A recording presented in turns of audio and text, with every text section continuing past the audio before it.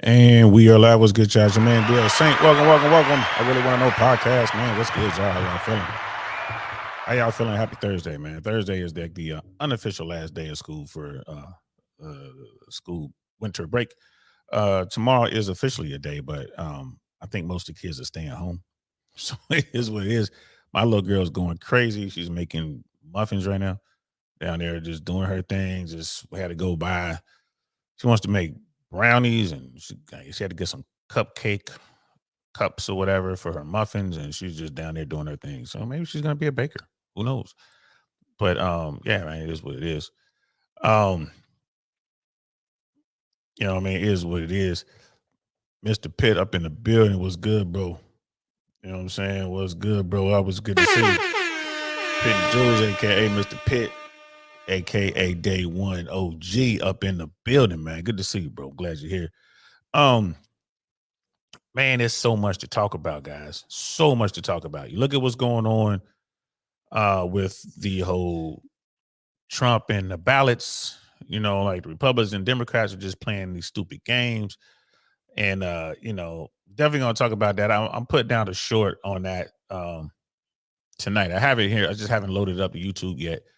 Definitely, talked about that a little bit. My thoughts on what's going on with that.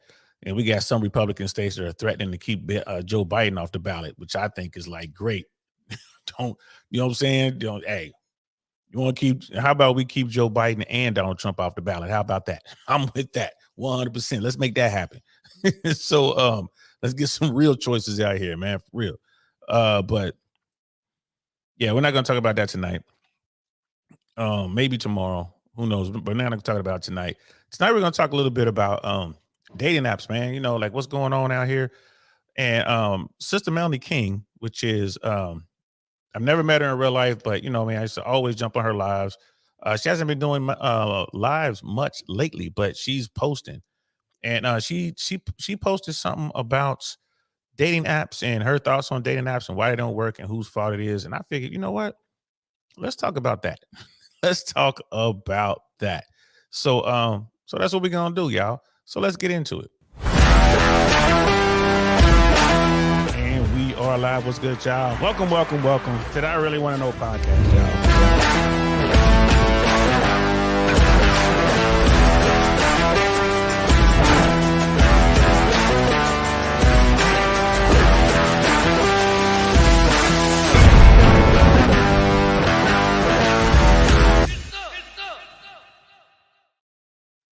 Yes. We're definitely gonna do that. Brother Dinosaurs in the building. What's good, fam?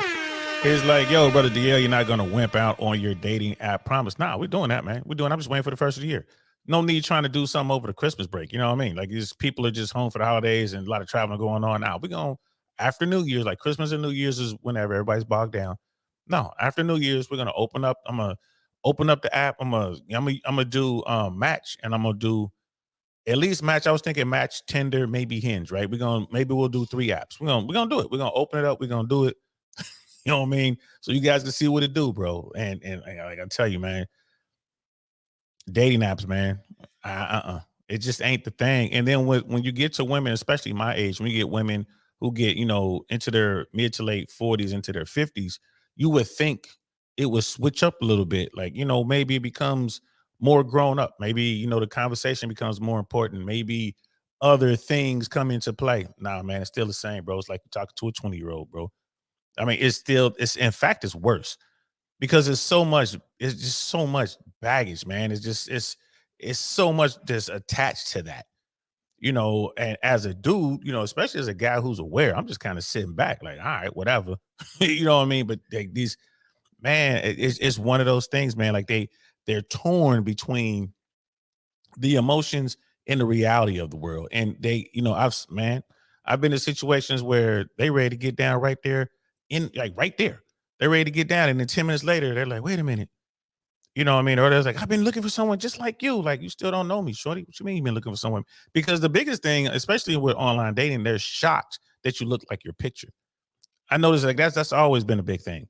And I mean, it's really prevalent today with filters and all the rest of it. They're really shocked that, okay, you really are 6 feet. That really was a picture of you. That's you know what I mean? Like you do these things. Like, yeah. You know what I mean? And then you're looking at the woman, it's like, well, I'm looking at her picture, like, well, you kind of look like your picture.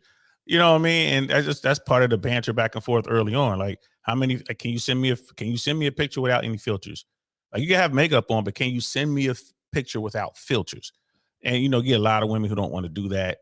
Again, like we get old, man. I mean, I don't look nearly as handsome as I did when I was in my teens now. You know what I mean? So and the same thing applies to women. Like women don't have that, we don't have that youth and beauty. So that's like a big thing. And then and you'll see when we run this, when we do this little experiment with the dating apps, you're gonna see the same pictures popping up on all the apps. Just different pictures, but the same woman on every single app. Watch, we gonna do it, bro. We gonna do it. I ain't scared. They ain't gonna bother me one bit. We got Sister Lady Void in the building. What's good, sis? She's like, hey, fam. Dig DL, my brother in the chat, fam. Love. Made it to a Shy, safe and sound. That's what's up, girl. Stay safe up there, girl. I know it's cold. It's got to be cold up there. Just showing some love. I'll be with fam. Be back to work soon. Yeah, take care of yourself, man. It's always good this time of year to be with your family. It's always good to see the youngins growing up and all that. And see your, siblings and mom and dad and aunties and uncles and eat good and all that. But be careful, you up in the shot. Be careful how you moving up there, girl. They get, you know how they get down up there. Be careful, sis. Be careful, brother Dino. It's like, deal. Would you believe a dude from Kentucky turned up in Maya's region and I G'd her? Oh, she's so good. She spent the day with him. Crazy. I mean, he's probably one of her patrons, if I were to guess. And she's probably had some back and forth. Plus, she got her dude or whatever. So, if I were her, I would do the same thing, man. Like, there are guys going down there. They want to meet these women. It's crazy how that works, huh? They just want to go down there, have a conversation, meet. I mean, like it is what it is, and I'm pretty sure she'll tell the truth. I seen her doing on her page, I think a couple of days ago on her YouTube channel. She was doing a live. She was just kind of sitting in her living room, just kind of talking about her. She was actually telling the story of how she learned English. Like she went through school or university and all that, and she really didn't learn. Like she loved to sing in English, and she decided she was going to learn. I kind of watched that for a little bit, and when I say a little bit, I mean maybe 5 minutes. She seems like a very cool woman. And there's so many women like that throughout the world, especially in Colombia. Like dudes are going, you know what? That's going to be a show for next week. We're going to talk about guys, the passport bros, and how they're messing up the experiences in some of these countries. But really, the passport bros only mess up the big city, and the passport bros are they just getting eaten up down there, bro. Their food. Why? Because they don't have any game. They have zero understanding. They go down there, they get blinded by the light. You know what I mean? And they get ran. They get ran. I mean, even some dude was like, there's stories of dudes being kidnapped. There's stories of dudes getting robbed, getting deleted because they're moving like Americans and walking around with, they might have a chain on it cost, I don't know, 30,000 or whatever.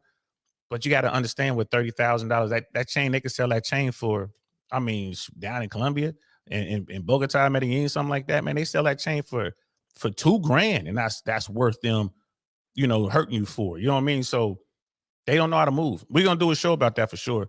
But the passport bros are messing up the bigger cities, especially for guys who don't know. Like when I travel, I go wherever I go. I rarely see people who look at me as food. And if someone who does look at me like that, they thinking I'm some sort of target, some sort of mark. I mean, it doesn't take long to realize, like, because I'm looking at them the way they're looking at me, and they'll realize, like, man, that's gonna be hard. Man, let's go. Let's hit one of these people that ain't paying attention. You know what I mean? But I can see that. I mean, you go down there, you meet someone like her. She's like from the smaller towns, the smaller regions. Yeah, I could absolutely see that going down there. She's gonna talk to you. Like her Patreon has her eating, man. Her Patreon is probably taking care of her whole town, bro. Her whole family eating off of that, man. Like what she's doing is amazing. I don't think she's crossed any lines. She's not like overly sexual or anything like that. She's just doing her thing, and she seems very pleasant. So yeah, man, I can see that. I can see that at all. You know what I mean? It's like, oh, you don't get my monkey pics. Yeah. I gotta have that. I gotta know what I'm working with before I drive somewhere. Before I go driving through, traffic out here in Central Florida, I gotta know what I'm working with for real. I gotta see the real. You know what I mean? And Brother Dino was like, no back and forth, DL. She had Fear, Myers Village is not on a Columbia map. Yeah, man. Hey, bro, for people who go out there and see her, man, like you taking a chance. I mean, I personally wouldn't do it. But there are guys out there who want to take that chance, man. That's how bad they want to be with a feminine, a fit, a friendly woman. They're willing to go to a place that's not even on a map in Colombia. That's how bad they want to make, bro. I wouldn't do it.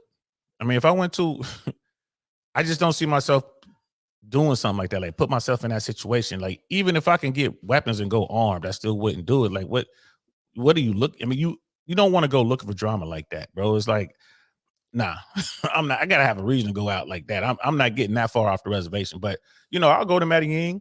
You know what I mean? I'm in Legers Park chilling. You know what I mean? I know where I'm staying. I'm staying in hotels. I know I got security. I know what I'm doing. I'm with the right people. Yeah, man, it's cool. Like it's cool. Like you can't get out of my hotel without my permission when I'm down there. If I got a woman with me, she can't leave unless I walk her out. You know what I mean? She try to get out, they calling me. You know what I mean? So I mean, it's like that. And from what I understand, it's like that in the Philippines as well. You just got to travel smart, man. You get people going down there and they don't know what they're doing. They stay in the wrong areas. They chase the wrong women and they get bumped. They get bumped on their head, bro. They get bumped on their head and they're going to lose all their credit cards and debit cards and all the cash they have on all their jewelry, any clothes of value. That's all gone, bro. That's all gone. They're gonna get drugged and wake up the next morning like, uh-oh. So you just gotta be careful. Passport bros are messing that all up, man. But it is what it is. Um I think that I think it's just crazy that that's what guys are looking after. That the guys will put themselves at risk. American men will put themselves at risk just to meet a woman um that's cute and friendly and bubbly and fit. I just think that's insane. And these passport bros are, they kind of messing up the game, but eventually they'll figure it out. There's a lot of guys go down there and it don't turn out the way they thought it was going to turn out. Why they don't have game? You can get you a beautiful woman, you be in the presence of a beautiful woman, and then you don't know what to do, and she's just gonna move on because she. I mean, at the end of the day, she has options, man, and that's what we're gonna talk about with this dating app stuff, man. So yeah, let's get into it. Let's talk about Sister Mel King. This is Mel King right here with the short Betty Boop hairstyle, man. Still very beautiful woman, very cool. If you guys haven't already, please go over and subscribe. Go like and subscribe on her channel and what she's doing.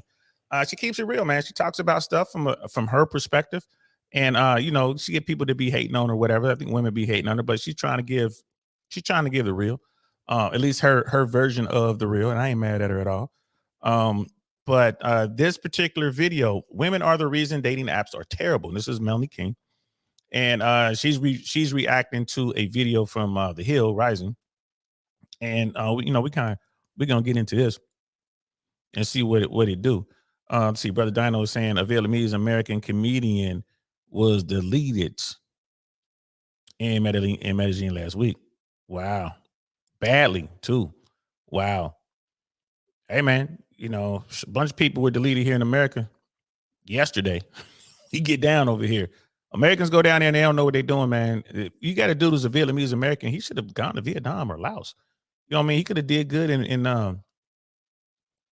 the Philippines or what I mean, in Thailand. I mean, you gotta think the stuff through, bro. You gotta think the stuff through. Guys get down there, they getting set up. They go down there and what do? They go on Tinder to try to meet women. Dumb, dumb, dumb, dumb move. Don't do that, bro. Just go down there. But see, these guys don't have game. They can't just insert themselves in a situation and just approach women to talk to women. I can talk to women anywhere in the world, bro. I got my phone. I got a translator app. I can talk to women anywhere in the world, bro, because the game don't change. The game does not change because you're in, you know, Milan or you're in Frankfurt, you know what I mean? Or you're in Egypt somewhere. The game doesn't change, bro. It's still the same game. You need to know what you got to understand human nature. You got to understand when someone's checking you out. You got to know, you got to understand how to approach. You got to see who's with her, see what's going on. You got to know what country you're in, what customs they have.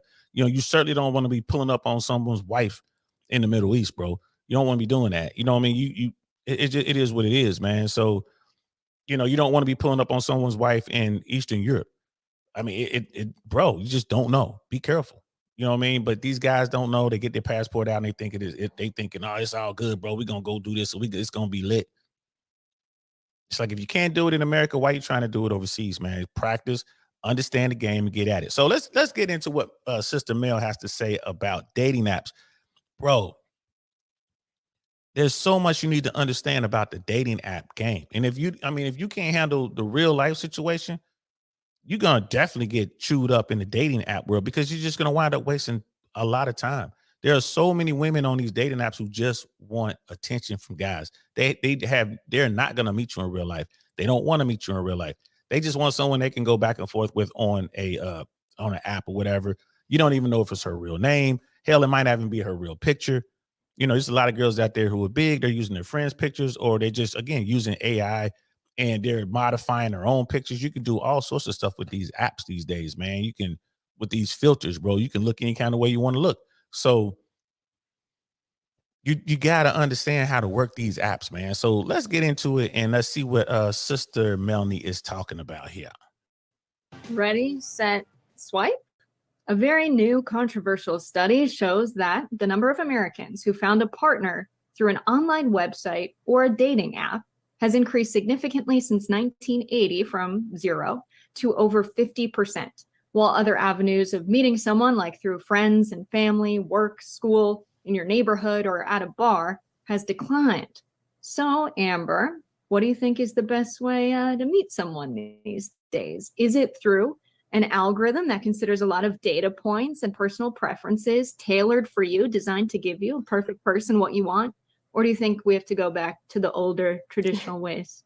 Yeah, sure. You can probably guess where I'm going to go with this, but let me just start by saying I did meet my husband on a dating app, so I'm going to sound like a total hypocrite. But I think generally speaking, it's better to meet someone in person. And the problem that I have with dating apps is I think they really dehumanize the experience and lead to these very impersonal interactions that lead people to feel like the person on the other end of the screen is disposable. There's so many options on dating apps. I probably went on 100 plus dates before I met my husband over the past 5-10 years.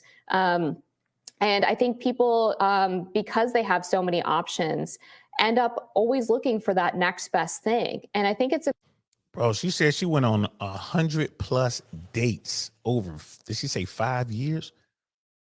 And I'm not trying to be mean to Shorty, but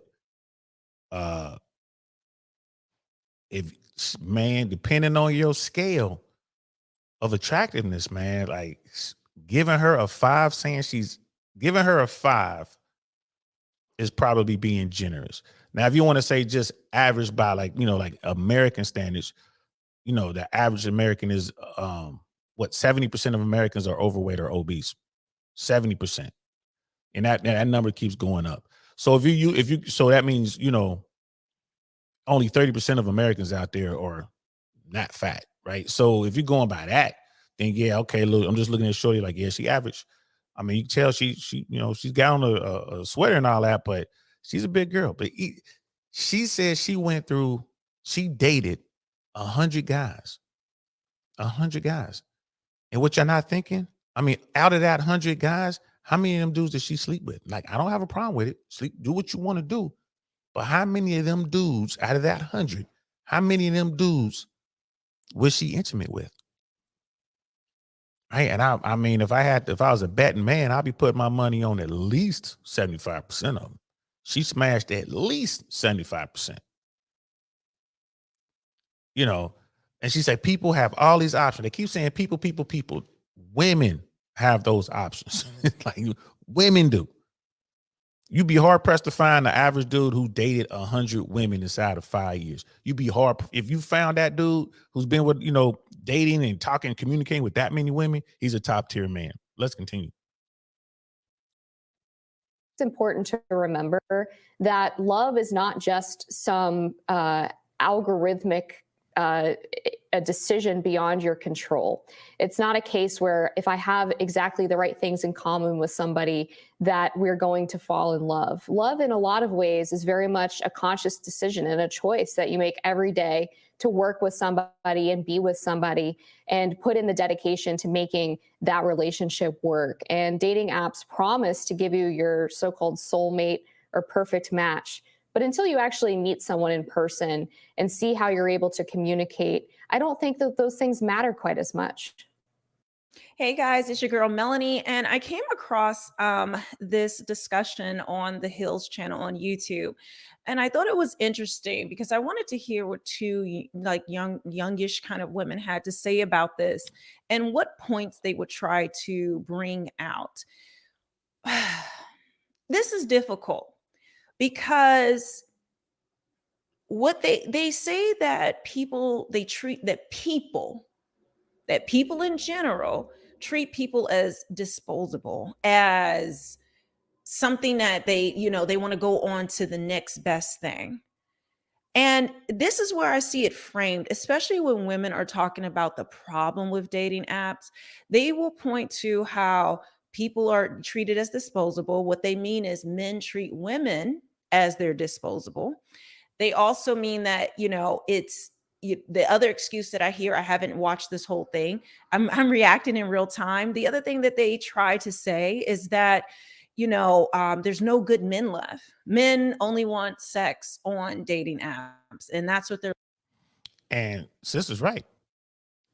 We hear this over and over and over again. You got these two young women, like Sister Mel said, youngish. You got the two women. You got the woman on the left. She's definitely attractive, more attractive than the one on the right, and they both have a ton of options. And what's going on? Both those women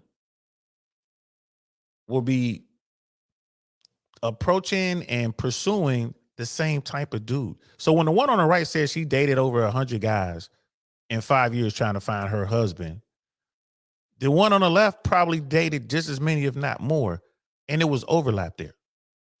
If they're in the same area, like, if they both in DC or they're both in New York or wherever, there's definitely going to be overlap. Those dudes, those top tier guys, they're not going to send anyone run. You got the one on the right who's a little chubby or whatever. Like, oh, I'm going to keep her in the rotation. You know what I mean? If I'm having one of those nights and nothing else pans out, I can always hit her up. The what you doing, you up text, what you doing? You know what I mean? Can I come over? You want to come over type thing at 2, 3 in the morning. She's going to be on that list. And the one on the left, she's going to be the one where, dudes are actually trying to pursue. Like, they'll go out with her, have a couple drinks, you know what I mean? Go hang out, do some appetizers or whatever. And then she's kind of like, well, I dig you, but I'm just not, I don't know if I'm ready to have you come over. Okay, fine. Then she goes on about her business and dude goes and house at the chubby chick. And then the pretty one, she goes and she's going to hit up the dude that she's currently messing with. Right? Cause she's like, all right, cool. I'm headed home. And she's going to hit up her dude, her Chad, her Tyrone. Like, hey, you going to come by tonight? You coming through? Can you bring a bottle with you? Like, it is what it is. Brother Rod Eric in the building. What's good, fam? Good to see you, man. Good to see you. We're over here talking about dating apps, reacting to Sister Melanie King's reaction. So, but women got tons of options, but they seem to be drawn to the same type of guy. It is what it is. Let's continue. They're looking for, and that they don't treat these women with respect or really care. They're not really looking for love. And I don't know if they're going to say that, but that is absolutely not true.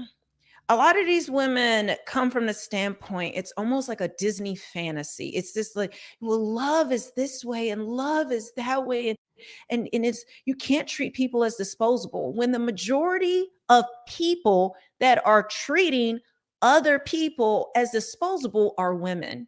Women are treating men as disposable. We have seen from the data that women are choosing the top. People say 20%, but really the data boils down to about 10%, where 100% of the women want the top 10 Chads and Tyrones. And they ignore the vast number of men that are on dating apps. That's the real problem. It's women who are shallow. It's women who are hypergamous. It's women who have all these options. The average and even above average man does not have all these options they're just throwing away. And that is a fact. That is a fact. Guys who know what they're doing, guys who have game, it boils down to the numbers, like how many women you talk to. If you talk to 10 women, you're probably going to really get on with 2 of them. Right? I guess it's crazy like that. The numbers, even people who have all the toys, like Brother Rod Eric is saying right here, is like, yeah, Fresh and Fit put me on game years ago. and they talk about sourcing, like Fresh and Fit. When it talks about sourcing, they're talking to dudes and like, okay, y'all want to get out here and see what's up. Y'all out here trying to, get to know women. It's numbers. You got to use every platform possible: dating apps, sugar sites, online apps like Instagram and Snapchat and stuff like that. You got to have day game, which means you just out and about during the daytime, ready to talk to women, cold approach. You got to know how to walk up and approach women. Being out with your dog, dog game. You got to have the night game, like when you go out to lounges and clubs. Think about all that. This is what's going through the mind of men. Like, bro, we got to go out here and do all this stuff just to get 2 women to talk to you out of 10. So when you really break it down, like when you break it down, it's like, all right, I'm gonna go talk to 100 women this week. If you talk to 100 women, like you approach women, you do something, hey, how you doing? Whatever game you run, cyber game, like online, Instagram or a dating app or a sugar site or whatever. You talk to 100 women. Real talk, 20 of them might be willing to carry on a conversation. Not meet you in person yet, just carry on a conversation. So you're talking to 100, but you might get a woman who you meet her in daytime, real time, day game type situation. You in a park somewhere with a dog, and you talk to her, and she gives you her phone number or her Instagram or something like that. And you following up on Instagram. Then, now eventually she's like, okay, let's meet, somewhere. Let's go get coffee. To get to that point, that's, or get them off of whatever platform, to get them off the dating app platform, or to get them. It takes a ton of work to get to that point. 100 women just to get 20 of them to come and just have a conversation with you, a real conversation, just to get that going, that back and forth going. Bro, that's insane. That's insane. And that is like sister Mel King was saying. She was like, I always say 20%, but she's like, yeah, 10 to 15%. They really want the absolute best dude. These dudes, even though they're out there, they're scoring some numbers, but they're really going through a lot of women to get there, right? So I like to use 20%. That means 80% of the dudes are just out there. They're not getting any play. They don't really know how to approach. When they finally do get a woman to show some interest or whatever, they don't know how to follow up. They don't know how to close. It's just so many things they don't know how to do. And they just have it, they just have a rough go of it. But meanwhile, these women, they could be as pretty as the one on the left or as regular as the one on the right.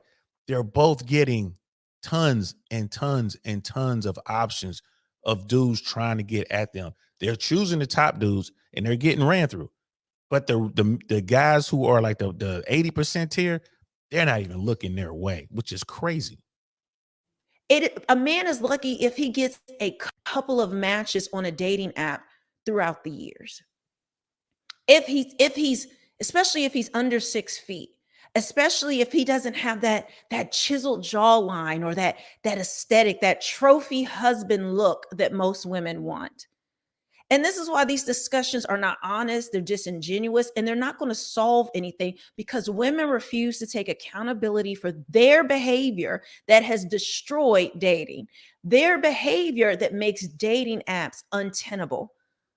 Their behavior and their mindsets, a very feminist mindset. I deserve the best. All women are 10s and all women deserve love. They do not say all men deserve love. They do not say all men are 10s. So when they come from this standpoint, let's keep it real. Let's keep it a buck. These women are ignoring the vast majority of men and they move on to the next thing. Even if they're talking to a guy that they, decide to give a chance. If Chad hits them up, if Chad matches with them, they think, well, why would I want to match with this guy that's really on their level, physically, most likely? They say, well, if he wants me, that's where my real status is. That's what I really deserve. Not. And she's right. I mean, she's 100% right. And for those of you out there who are watching this and you have been in the red pill space or whatever, the manosphere side, y'all have heard this before. I'm here to tell you, I got buddies out there who, they look like Hollywood actors or models. I got dudes out there who can go onto a dating app and within a matter of hours, their inbox will be full. They can go from nothing to building a profile and doing the whole profile on the dating app, and within hours, their inbox is full. Within days, they gotta, you know what I mean? There's like, bro, it won't take any more. It won't hold anymore in the inbox. And they can say what they want to say to these women, man. I see them texting a message like, here, man, use messages, send it whatever you want to say. Give me the phone. You say some crazy stuff, and they're like, okay, hey, girl, I want you to come over here and I'm gonna come over. We're gonna do this and this and that. I'm gonna tie you up and da da da. Okay, you like being spanked? Yes. Call me daddy, daddy. I mean, it's like, yo. Yeah, I mean, and it's crazy. So that's one extreme. That's the dudes who could do that, and then the rest, like the guys that I'm talking about, certainly 1%ers. And it doesn't matter about how much money they make or what career they have. Like these dudes, they just got themselves together physically to a point where all women just like, what's up? And the women be fine too. These girls like in college or just getting out of college, working corporate gigs. I mean, whatever nationality you can think of, whatever race, it's every bubble, bro. And they're all doing the same thing. Like, yo, they want to get on. And all these women are just ready to go. You know, I mean, like he could text like, well, look, I don't have a lot of time, and I just want, no strings. I just kind of want to do this. I'm just looking for somebody who's willing to come over and do this. And they'll be like, I'll be over. I can come over. What's your address? This is what they're doing. I'm not mad at that. Go ahead. I'm not mad at it. We grown-ups, man. Do you? I am not mad. We need to understand this is how the game works. This is how the game works. I'm not at that level. I've never had it like that. I got some game and I was able to talk my way into some situations, whatever I got some stories, but nothing like that. And that's like dating apps, nothing like that. But I see it. My dudes are like, man, I could do it. I could do it for your podcast. We could sit live on the podcast and I could set one up from scratch and we could just have it online and we could just see how many women are just hitting it up. We still might do it. We still might do it. Let's continue. This average kind of guy. And then they wonder why things aren't working. And a lot of the men who are on the dating apps, the reason why they say they just want sex is because, yes, that's what Chad and Tyrone want from you, because you give it away for free. You want the average man to jump through hoops, wine and dine, you do all this stuff, but you participate in hookup culture when it's Chad and Tyrone. You'll Netflix and chill. He doesn't even have to give you good conversation. You'll come over on the first night, or he'll let him come over. He'll just, hang out with you, and you're ready to give up everything to him. But you want to make the next man work harder. Why? Because he doesn't make you tingle. He's not a trophy man. There used to be a time when men wanted trophy wives, rich men, but now the average and below average woman thinks they deserve a trophy husband, a trophy man. I said this before, that women are looking for a fantasy, and they actually believe the fantasy can come true. And then when it doesn't, they want to turn around and blame men for the issues. But I could be jumping to conclusions.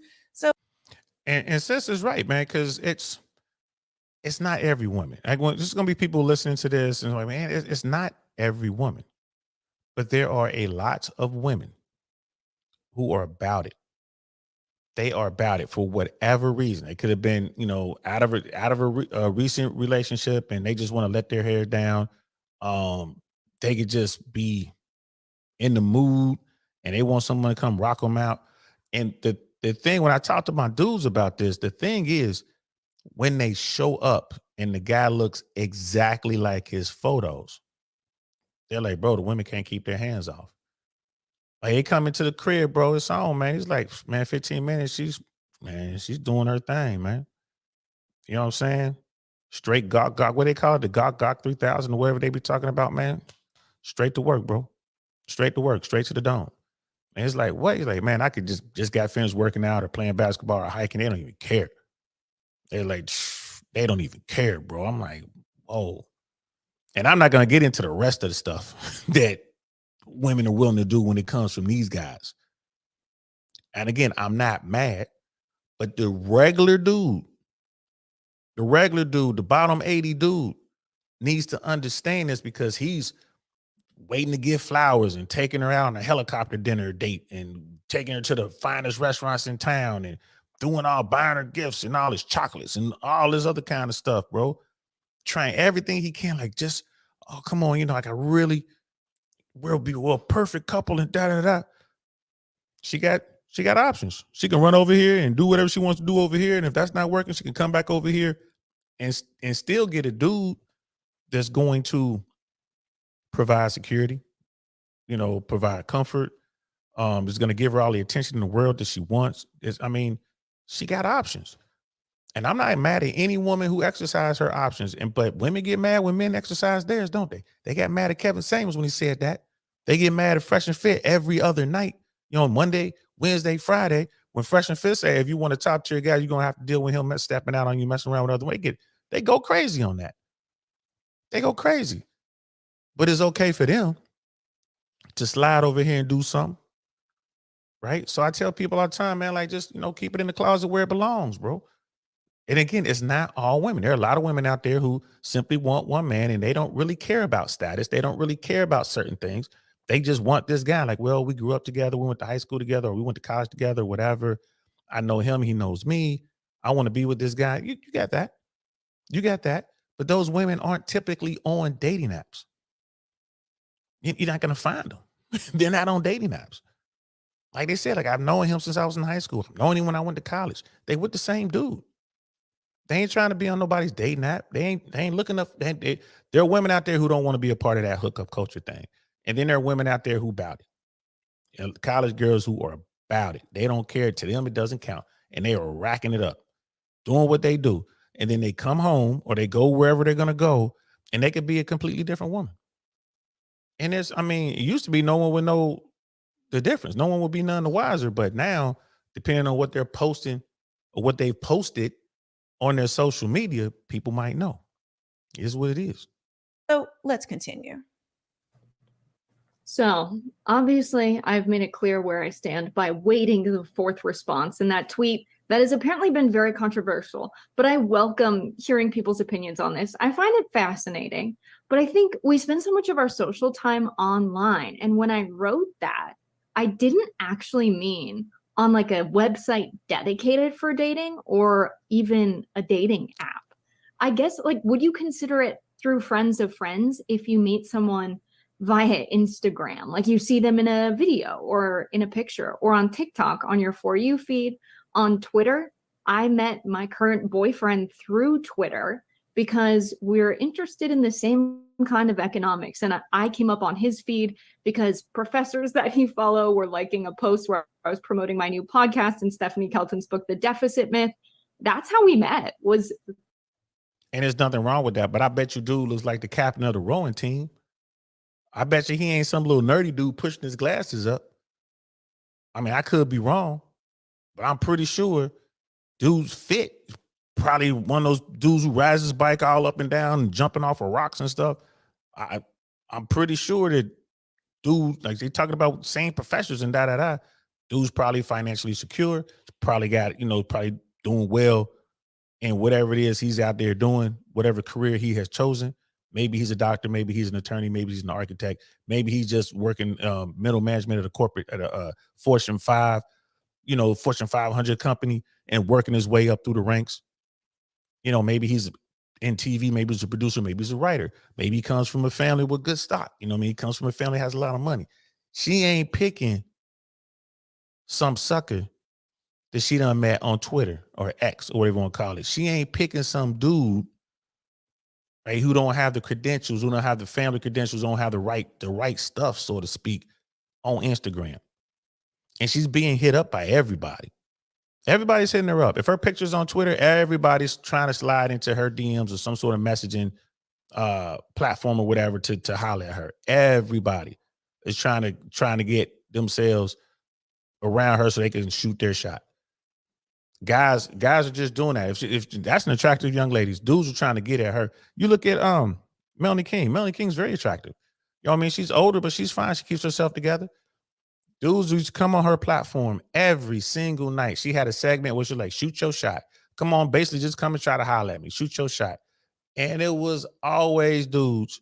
You couldn't even, if you weren't there when she dropped the link, she dropped that link 5 minutes later, man, the back was full. I didn't know you can fill up on on StreamYard. I didn't know that was a thing. And she would have dudes patiently waiting, sitting back there to shoot their shot for hours, 2-3 hours, waiting for her to click on their name or whatever. And I remember when I first went on there, I'm like, let me holler at her because it's platform to platform. I'm just trying to holler at her. I would send a super chat. She would see the super chat, see me in the back, boom, pull me up. We would talk. I'm trying to shoot my shot. I'm trying to holler at you as far as content creator to content creator. We were having great conversations. Dudes would be in the back chat mad. I've been in here for 2 hours. How come you're going to pull up DL Saint? And it got to a point where if she just saw me in the back chat, she would pull me up. Sometimes she'll be talking. She's like, where's DL? I want to ask DL about this. Right? I had people DM me on Instagram like, yo, Mel's live, man. She was asking about you, bro. I'm like, word. And I come up, set up everything, jump on there. Like, yo, what's up? I'll just type into the chat. Like, I heard you looking for me. And then she'll like, DL. And then she'll see me in the back chat, pull me right up. Right? Because it's a respect, right? Work thing. But these guys are mad because they trying to holler at her. Like, they want to marry her. They trying to get at her, take her out, and all this other kind of stuff. I ain't mad at them, but bro, that shit ain't gonna work. But dudes are trying it. So X, Instagram, YouTube, Twitch, you know what I mean? You name the platform, they out there doing it. Right? Snapchat, they out there doing it. I'm pretty sure there's some sort of play on LinkedIn. I bet you there's some sort of LinkedIn play. I ain't mad. I mean, if you out trying to source women, you should be doing that. But you shouldn't be focused on one solely. You should just be out here. You should, throw a line over there. You fishing, man. Throw that net out there and see what you grab. You know what I mean? So if you out there trying to holler at women, this is what you should be doing. Instagram is probably the best play right now as far as trying to meet women and get on with women. That you want to talk about dating apps. Instagram is truly the biggest dating app and the most popular dating app on the planet. You know what I mean? And Fresh Prince CEO from Fresh and Fit, going back to them. Myron and Fresh have been saying, especially Fresh has been saying Instagram is the number one dating app on the planet. He's been saying that for over 2 years now. And he ain't lying. Through a tweet. And so I think there are innocent ways you can meet someone online. I don't want to say innocent. There are organic ways you can meet someone online without intentionally being there to date. I'm like the worst online dater I've. And just real quick, it might be organic from her point of view, but it's not organic from the guys. The guys are purposely trying to get on. I'm not trying, they just only want to smash, but they're trying to meet her. It was a strategy on the guy's part to meet her via X. And it's funny that she doesn't want to accept that. That same dude's probably on all the dating apps that she just never saw him. Had the apps. I think I've gone on 1 or 2 dates ever from an app. So I'm critical of the dating app culture. I think the next best thing phenomena is a huge problem with modern dating. But I also think that meeting someone online is okay and can happen organically, but not be on an intentional dating website. There's definitely an important distinction to be made there. You're exactly right. And I know plenty of people who have also met their significant others that they are now married to on Twitter. I have dated people from Twitter, and it's definitely a more organic experience. And Little Shorty said she dated 100 people on dating apps, and now she's saying she dated people on Twitter. Shorty was out there getting it. She was out there getting it. And again, not to pick on her, but she is average at best, man. Shout out to Kevin Samuels, man. Rest in greatness. She is average at best, and she was pulling down big numbers. She said she dated 100 dudes before she settled down and got married. Now, maybe that 100 includes, Twitter, it's called X now. Maybe that 100 includes that. Maybe that 100 includes men she done hollered at on Instagram. And I bet you she done slid into plenty of DMs, and dudes done slid into her DMs. Like, she was out there working it. But even that woman who was barely out, man, average at best, right? Average at best, still has so many options. And you got all these guys out here who just can't get on at all. What happens on a dating app, to be sure. I think the proliferation of dating apps, as we see a decline in young people either having sex or having relationships, should have us asking questions about whether these things are doing their intended purpose. And we also have to remember, too, that it is not in the interest of the company that owns these apps for you to delete them and not be on them. They say, for example, on Hinge, that it's the dating app meant to be deleted. But if everyone who was on Hinge found a partner and deleted the app, obviously they wouldn't be making any money. And there has been some studies that show that these apps don't show you exactly what your perfect match would be per se, but what they think you want to see. It's kind of the equivalent to how when I'm on Instagram, I keep getting videos of Taylor Swift and Travis Kelce going out to dinner in New York City. And I don't actually want this content, but for some reason, I feel myself being drawn to it all the time. And I wish Instagram would stop showing it to me, but yet I always click on it. And I think that's kind of a similar phenomenon to how people behave on dating apps. Again, they keep talking about people. It is women that are driving dating apps. It is women that are that 90% of the men on dating apps are being ignored completely. Now, I agree with what they said there, which she met her current boyfriend on Twitter, a place where you can have common interests. And really Twitter, I mean, there are photos on Twitter, but for the most part, it's it's like-mindedness. It's things in common. You're able to actually meet on commonalities. And yet they do find, or I do find, that that is an easier road in terms of connecting with someone versus being on a dating app where you're just swiping and swiping and swiping. If someone catches your attention on Twitter because something witty they said, or you guys share similar interests, that is a better way. And I've said this before in videos that I think common interests, niche groups, niche interactions, those are the things that are more likely to lead to a relationship. Those are the things that are more likely where women will feel a connection with a man versus on a dating app where, let's be honest, it's about what you look like. So I do think that's an arena where men can win more. I don't have the studies on that. I don't have any data to prove that, but just her anecdotal kind of evidence of what she said, I think that is true. Now, again, we don't know if her boyfriend, even if she connected with someone on a dating app, a man on not a dating app, on Twitter, and then he's average looking, he's below 6 feet. I don't know what her man looks like.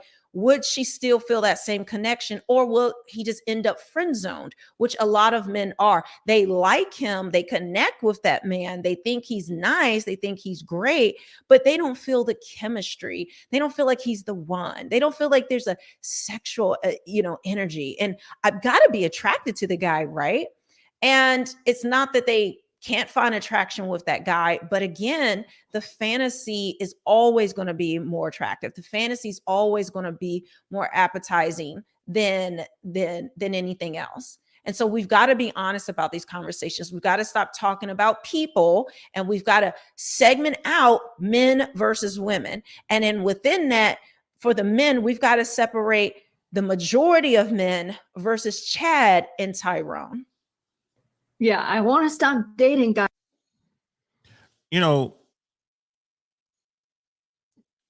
Sister Mel brings up some good stuff, man, and some really good points. So, I'm writing something down. I don't want to miss this. Yes. All right. So, being attracted to and wanting to be like being aroused by your guy for women is a big thing. So meeting someone on Twitter, right? And you don't really see their picture as a small thumbnail, or maybe it's an icon or some sort of emoji or something like that.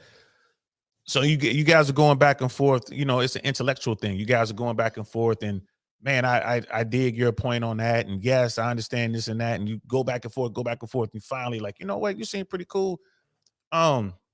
I see that you were downtown at such and such. Like, yeah, I work downtown. Really? Because you work close to the Starbucks down there, like, or that bookshop or whatever. Yeah, I'm real close. I'm a block away from there. Well, I'm a block away from there as well. I'm in the so-and-so building. Let's get together for coffee. And then they walk in and they get together for coffee, and it's some dude who is, 5'8", 5'9", you know what I mean, might be like 160 pounds, either really skinny or really big. It's not really, you know, sporty as far as his fashion and all that. And it's like, oh, that's you. Still cool. We still link on that intellectual level, but man, she ain't trying to holler at you, right? So that's when you get into that whole dynamic where I'm trying to keep it clean for this episode when they talk about alpha and beta, like alpha seed, beta need. And I'm gonna start saying you know, the alpha smash and the beta cash, right? So women find that guy who looks like the captain of the road team. And then you add to that all of the other intellectual stuff, bro, she's gonna want to holler at you.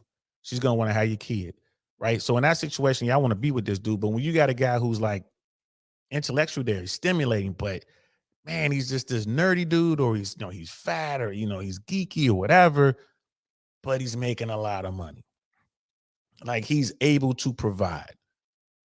That's that beta cash part of it. So a lot of times, since women can't find all that in the same dude, they'll find it in bits and pieces. Like, well, I got my alpha dude over here that I'm, you know, let him wreck me, and I'm happy with that. And I got this beta dude over here that we vibe intellectually and we can start a empire or whatever together.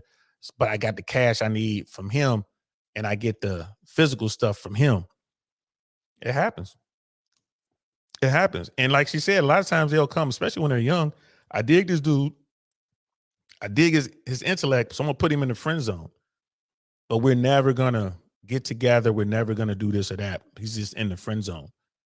And that's a terrible place to be. But there's so many guys who are happy to sit in the friend zone. They'll just sit there waiting patiently for their opportunity. And they think that one day I'm gonna get it. And it's horrible. Level Up Man's in the building. What's good? Checking in. Yeah, man. To phrase what Mel said differently, women let perfect be the enemy of the pretty good. Ooh, yeah, man. That's a good point. That's a good point. And looking for perfection is just ridiculous, man. Looking for perfection, just that's just not it. But again, we're being raised in a different world where, you know, everyone gets a trophy. Everyone's gonna get their prince, their knight in shining armor. It's a thing, right? It's like yep. And yep. You're right. Rolo refers to that as the dualistic mating strategy. And I'm not mad. Again, I'm not mad, man. This is the game, bro. This is how it's played, man. I am not mad. I love football. I would love it if we can get 5 downs. I would love to get 5 downs, but that's not going to happen. You know what I mean? That's just not how the game is played. So don't get mad at women, guys. Just understand it and move accordingly. You might find yourself in a situation where she's looking at a dude, the alpha smash over there, but you might be the beta cash. So you gotta be careful. You gotta be careful, you know, and you just up your game, man. Just up your game. Guys like this, but I keep swiping right on them. Why is this happening?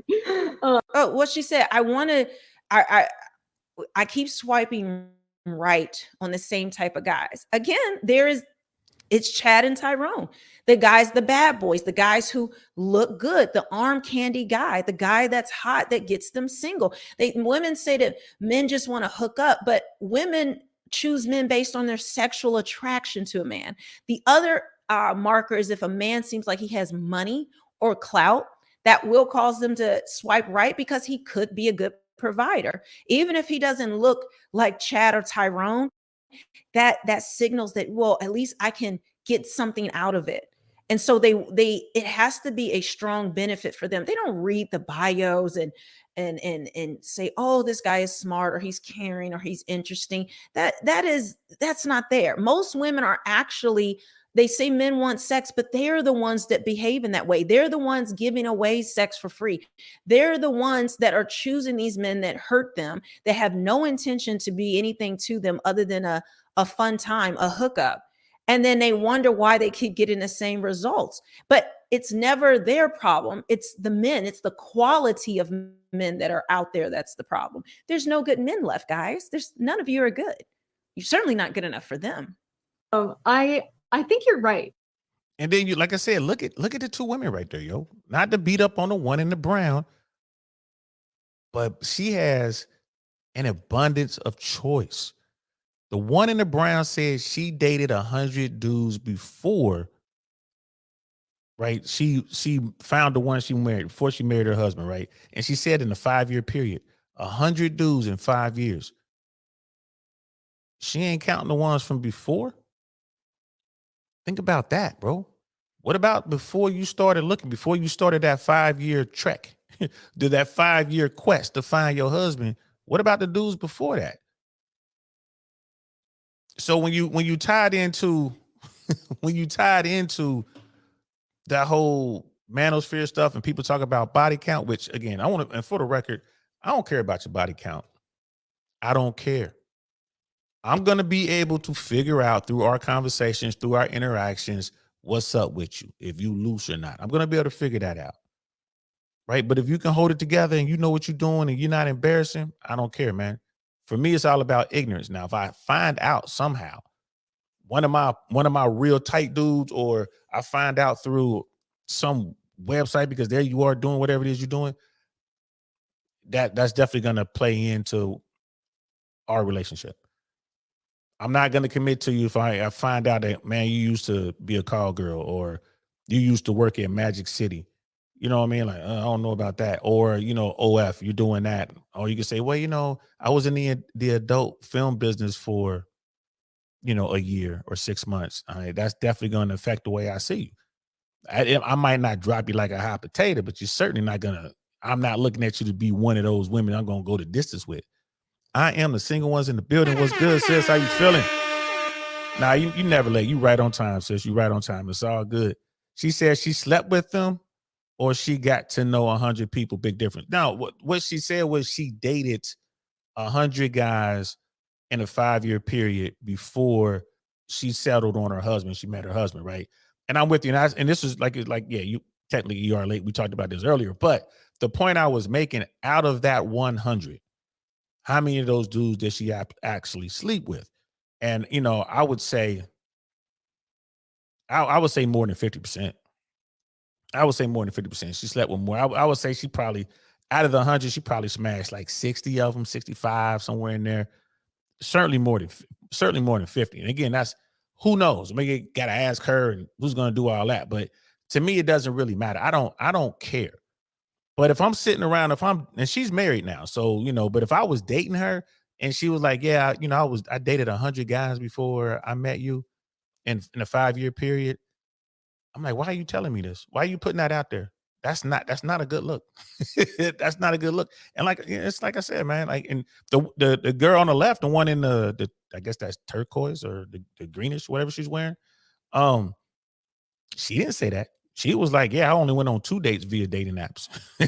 She said, and then, I am seeing one. She said probably 0. That's not true, love. I'm sorry, love. I can't let you say that. She dated 100 guys and she probably didn't sleep with any of them. Just I'm not. Is it possible? Sure, it's possible. But nah. I don't, not, come on, 0? I don't know about that, sis. I don't know about that. I don't know about that. Going on a date does not equal sex. True. It does not equal one. Yes, you're right. Just because you want to date with someone does not mean you're going to smash them. But she said she dated, so you're dating someone. You're in this relationship. It's going to get physical, man. It's going to be some sort of physicality popping off. I mean, like I said, I ain't gonna lie. I'm at least half them dudes she did something with. 100 dudes that she was looking at least 50 of them she smashed a little bit. You know what I mean? Because she's going in there like, oh, I think he's the one. And then something happens like, nah, he's not the one. And she moves on to the next. So once you get to that point where like, I think he's the one, I think he might be the one, you're going to want to do stuff, man. You're going to want to hang out. You want to hold hands. You're going to want to hug and touch and kiss and all this kind of stuff. Things going to happen, yo. So, I mean, and again, I can't prove it. No need, going back and forth about it. The only person who could really tell us what went down is her. And she ain't going to tell the truth. She bet I wouldn't. Like, I certainly wouldn't tell the truth. I'm not answering that question. Dated 100 dudes. I dated 100 women. How many did you smash? I'm not telling you. I do not kiss and tell. At least not like that. One point, it was her and her and her. I'm not doing that. Level up, man, is like, when women reward Chad and Tyrone with sex, more men will become Chad and Tyrone. That's what the manosphere is doing. The manosphere and people in this field, people in this genre, is like, hey man, if you need to master the traits that women look for. Now you can do about your height, but you can get to the gym and get big.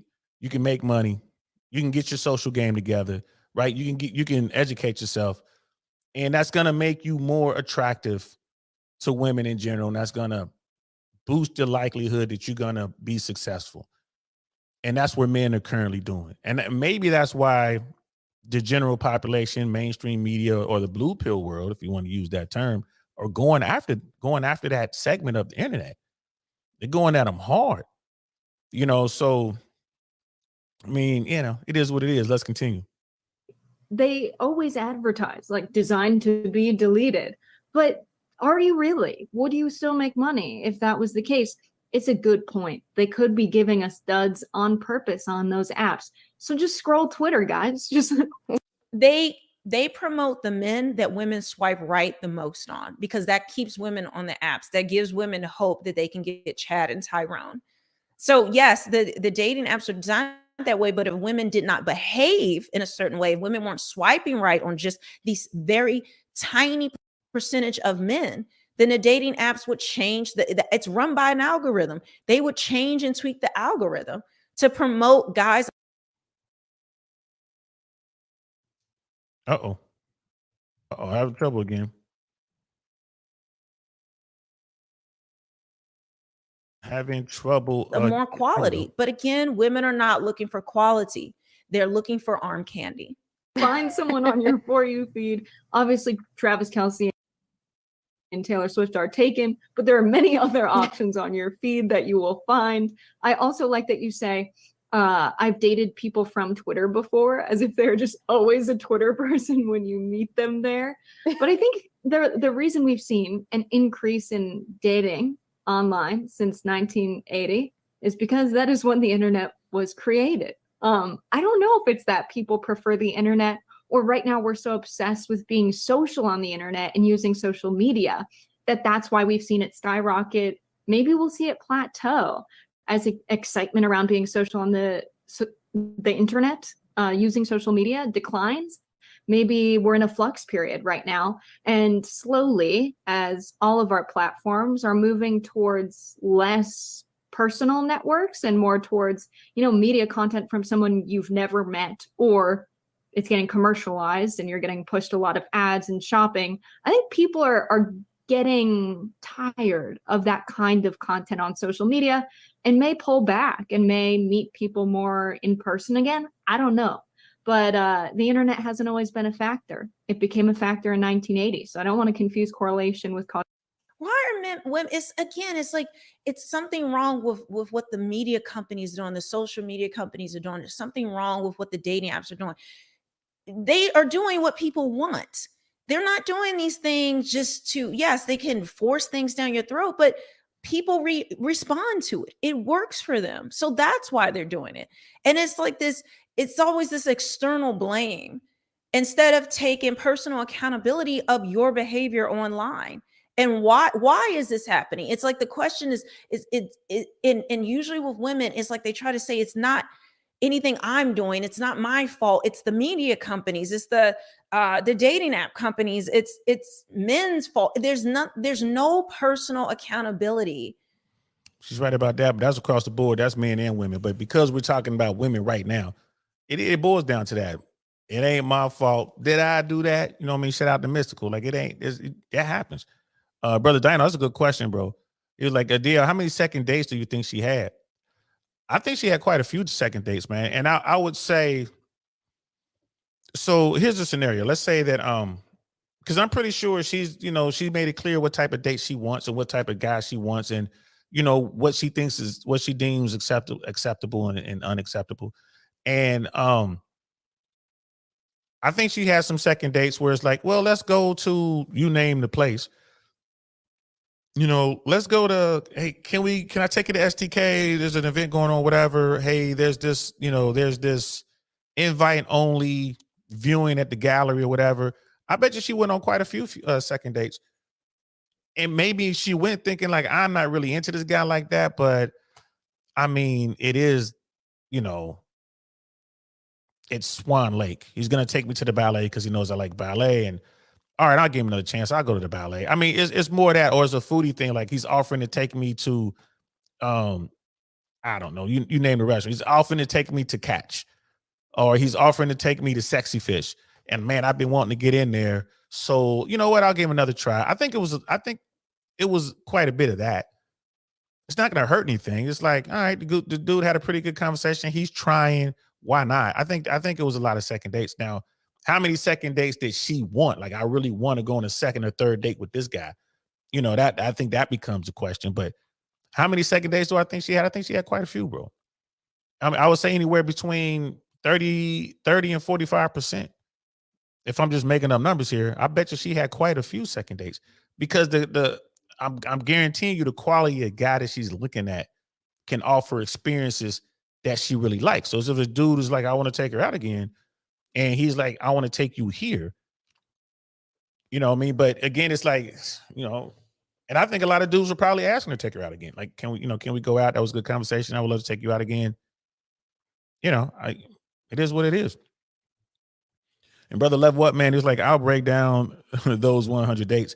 After 10,000 swipes, 500 right swipes, 100 first dates, 25 second dates, 5 third dates, 15 smash. Wow. Thanks, bro. I appreciate that. There's a YouTube channel that actually ran the numbers similar to this. But, you know, I'm with that. Wow. First 100 dates. After 10,000 swipes, 500 right swipes, 100 first dates, 25 second dates, 5 third dates, 15 smashed. So there you go. I am, sister. I am. You know what I mean? Level Up, man. It's like, yeah, my numbers are way high on the smash. Like maybe she only smashed a handful of dudes. If you talk to 100 guys, you know, out of 100 guys, you smash 15 of them. That's pretty low. That's pretty low. I ain't tripping. Damn. But these numbers are crazy, man. Crazy. As to why these things are being promoted and pushed and done. It's like they don't go any layer deeper other than blame, blame, blame. And see, and this is what keeps us in this cycle, and this is what keeps things stuck. But it boils down to women don't want to be honest to other women about what they're doing and why they're getting the results that they're getting. And it's only women complaining about the dating apps. It's only women complaining about these things. Men, instead of just dealing with it, yes, they feel a certain way, but they're just walking away. They'd rather not deal with women at all. That's how bad it is. But I have never seen any woman actually address that issue. Yeah, it is bad out there, and like dudes are walking away. You got a lot of guys. They're not going 100% like completely MGTOW, like going completely their own way. But there's a lot of guys that are, you know, sitting on the bench. They're watching the game. They're just on the sideline. They're just watching. You know what I mean? Sister I am's like, men can't understand because they are always working to procure sex. Women do not date to smash. Right? LOL. We just don't. Listen, there's some women out there who get down. Right? It just I got stories, sis. And then I'm looking at these two particular women that we're reacting on the video, like these two women who are in media. I'm telling you, man, when media people blow off steam, they blow off steam. I got stories. One of the things I've always wanted to do and I haven't done yet is to go to like a Fox News event because I already know how crazy they get. I've heard stories. I already know how to get down. I've been around liberal Hollywood when they do their rap parties and doing Hollywood events. I've seen how they get down. You know what I mean? The higher up you go as far as executive and all that, they really get down. And like media, they get down. I got stories, sis. Now, I'm not saying that every woman is like that. I'm not saying that. But there's a good chunk of women who get down. They, man, they get down. They get down. And I've gone on dates with women who wanted to get down right then. Not recently, but within the past 5 years that I've met online, like they ready to get it in. You know, everyone got their little urges or whatever. So I'm not saying every woman though. I'm not saying that. But I will say, like, if you the one, like they digging you, they know when they meet you, They digging you, and you don't mess it up as a guy. You don't put your foot in your mouth. You good. Most guys don't understand that, and they mess it up. I can't countless stories. I'll sit back and just watch because y'all know I'm a people watcher. I'll sit back and just watch. I'll see a woman like, man, she's really into this dude. I'm looking at her choosing signals. I'm looking at her body language. Like, yo, she's ready to do something with this guy. And then the guy will say something, and then everything it just clicks. Everything just clicks. Like it just turned everything off, and you just see it. The body language is gone. She gets all closed up. She starts to turn her back. She's looking for her friend. She's looking for her out. Like I've seen it. If dudes would just understand that part, if they can just understand and they can recognize when a woman is into him, and all he has to do is really just shut up, and he can make that happen. But to say that all dudes are trying to smash, that's guys aren't getting it. That part right there, like, I can't even let you have that. I mean, if you look at the numbers, guys aren't getting it. You know what I mean? A third of men out there just aren't getting it at all. You look like, Scott Galloway talks about this all the time. Dudes out there are just not getting it. And there are guys out there like Joker who knows how to work. He knows how the game is played. He's out in the woods somewhere. He built himself a cabin. He's just out there. That's a MGTOW guy. Well, I don't think he's 100% MGTOW, but he's out there. He's removed himself from the game. So I don't know, sis. I'm not saying all women, and all dudes don't want to smash, but the dudes that women typically pursue are trying to get it. That top 20% of guys, they're trying to get it. The rest of the dudes, I think they're looking for a wife. And I would agree that all women aren't trying to smash. But if a woman sees what she likes and the guy doesn't get in his own way, if he can manage to keep his foot out of his mouth, I think he's gonna smash. You know what I mean? Level up, man. Like if I recall, if a woman swipes right on a guy, she has a 25% chance to match. If a guy swipes right on a girl, he has a 1% chance to match. That's crazy. And simply because you match doesn't mean something's going to happen. I've matched with a bunch of women. You send them a little message or whatever and whatever. So when Brother Dino, when we do this thing, I'm going to have to pay for the premium package or whatever on the app. So I'm going to pay for it for 1 month so I can send messages and see who's doing what, because they make guys pay for that. You know what I mean? So, just so we can see what's going on, we don't waste too much time. But I'm gonna tell you now, I'll match here in Tampa. I'll probably get between 5 and 8 dates. I don't know how many swipes it's gonna take, but I think I get between 5 and 8 women who will agree to meet with me here in the Tampa area. And then in the Miami area, it'll probably be twice that. I probably get twice as many women to agree to meet with me in the Miami area. But we're gonna do that. We're gonna do the just so you guys know, Brother Dino challenged me to get on some dating sites and see what it do. Well, I'm gonna get on there as me, with my age and everything. I'm gonna get on there and we gonna keep track of, how it goes. I'm gonna do it we'll do it for 1 month. We'll do it for 1 month. I'll pay for the package, whatever, just for 1 month, and we'll see how it go. Brother Mike's in the building. Mike Metastroke, what's good, fam? Good to see you. Just the page, like 99% of game is not talking the girl out of sex. Facts. Once you've made the sale, stop selling. Facts. 100% true. 100% true. I am the only one, sis. You want to jump up? You want to talk a little bit? Let me know if I should drop the link, sis. I'm going to continue with the video. Let me know if I should drop the link. Here in the data.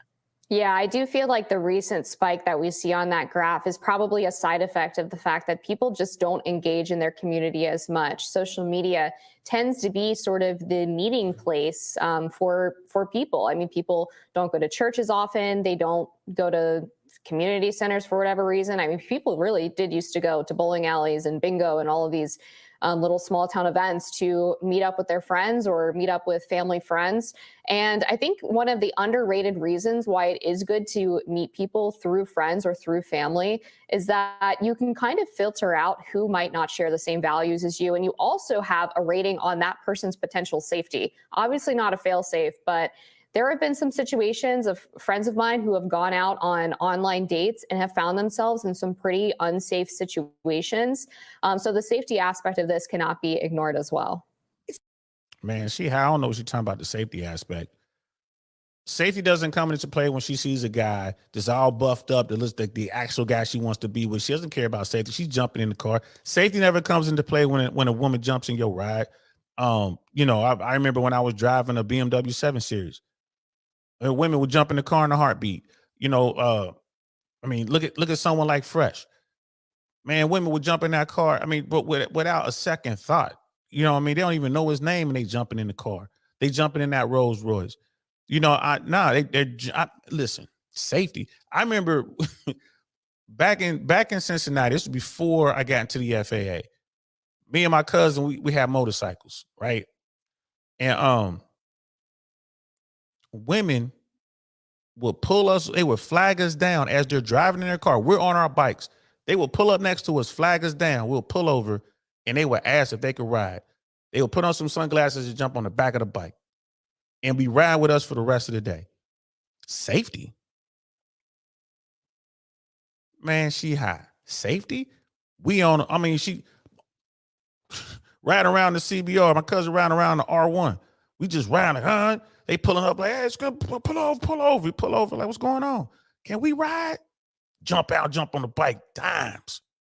Be riding around for hours, don't even know her name. We can't even talk. She just holding on. And I ain't going to tell you what she was holding on to, cuz. You know what I mean? I ain't going to tell you what she was holding on to, bro.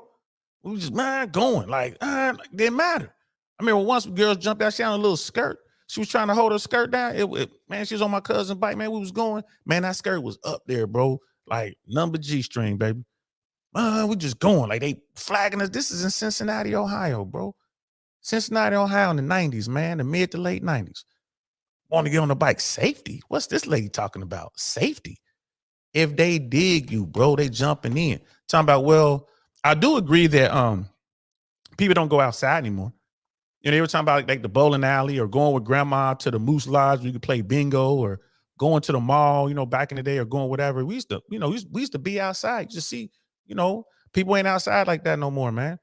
It's getting to the point now, people don't even go to the grocery store, man. The groceries get delivered to the house, man.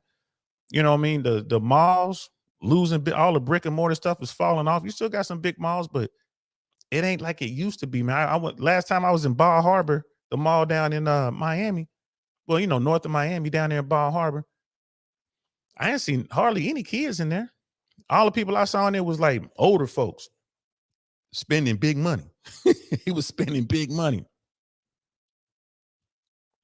You know what I mean? Big money. So, like, it is what it is. Level Up Man, he's like, I've had 9 different women agree to meet with me over the last 8 weeks. Wow. 3 of them flaked. So 6 actual first dates.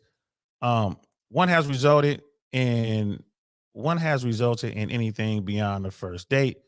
Meeting up with her in about an hour. Oh, okay. Well, he can't come up now, sis. I am single. What she say? She wants you to jump on the stream. He's like, I want Level Up Man to come up and give us the tea on his dates. Well, he's on his way to another date. You know what I mean? You know what I mean? Brother Mike's like, yeah, Fresh driving that SV. And women don't even know what kind of car it is, bro. He could be driving the SV. He could be driving a Ferrari, Lamborghini, Ferrari, Aston Martin. It doesn't matter. He could be driving a nice BMW or a Lexus. They don't care. They just know it looks good. Girls don't understand that. Guys know the cars.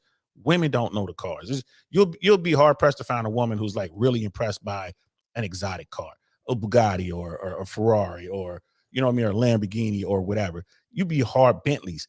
Rolls Royces, you'd be hard pressed to find a woman who's really into that. She might know what they are, but they can be hard pressed. You know what I mean? Hard pressed. All right, I'm finna drop the link right now. Since, you know what I mean, y'all wish is my command. And there she be. They go to link right there.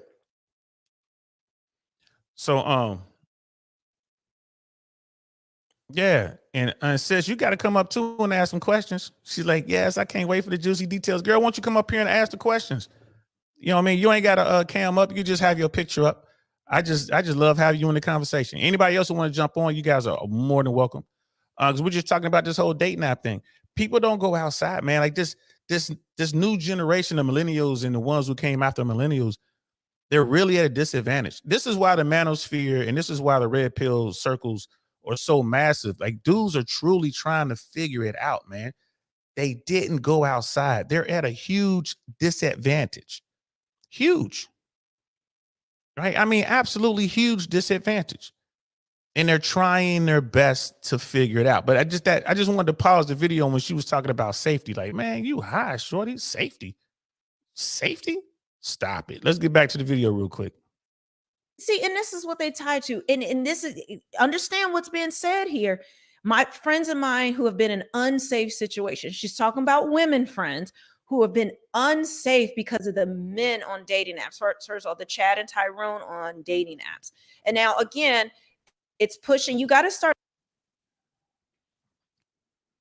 listening really with your ears wide open, basically saying that there's men are dangerous on dating apps. Again, that trope that all these men are dangerous and it's scary out there, as though meeting a stranger on the street can't be dangerous. But it's always pointed towards where, men are these dangerous ones. When women do some of the most deranged things on earth, men are constantly accused of DV. Men are falsely accused of it. Men are falsely accused of SA. Men are falsely accused of everything, and they don't talk about the fear that men have dealing with a crazy woman who's going to key their car, who's going to do. He's right about that. What's good, y'all? How y'all feeling? How y'all feeling? What's going on, Saint? Here we go. What's happening, man? What's happening? Good to see you. I am, sis. I see you up in here. How you feeling? Hey, DL, I'm good. Hey, the Level Up man. We've never met, but I've seen you in the chat before. Nice to meet you. Nice to meet you too. Well, good to see you. Good to talk to you again, Saint. Yes, sir. We got a real Southern gentleman up here, y'all. You know what I mean? So, and I know you ain't got a lot of time because you getting ready for your date now. So I'm gonna let Sister I Am take over and ask the question she wants to know what's up with you, with what's going on with the dating, and then I'll jump in periodically for sure. He knows that Fire away. I'm the nosy one. Okay, so the Level Up man. First of all, congrats on your success. So you've had 9 women agree in the last 8 weeks. That's correct. And so 3 of them flaked. I think that jives with, normal dating statistics. What application are you on? I am on all 3 of the big ones. So I'm on Tinder, Bumble, and Hinge. Okay, But so one of these women was actually a cold approach. Cold approach. Okay, these are such technical terms. So you met her in person and just went up to Correct. her? Okay. Correct.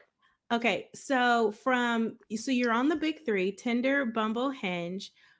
Which of the 3 have most of them come from, or is it pretty even? Well, most of them have come from Hinge. Hinge. From what I understand, the app that gives you the most success kind of varies by where you are.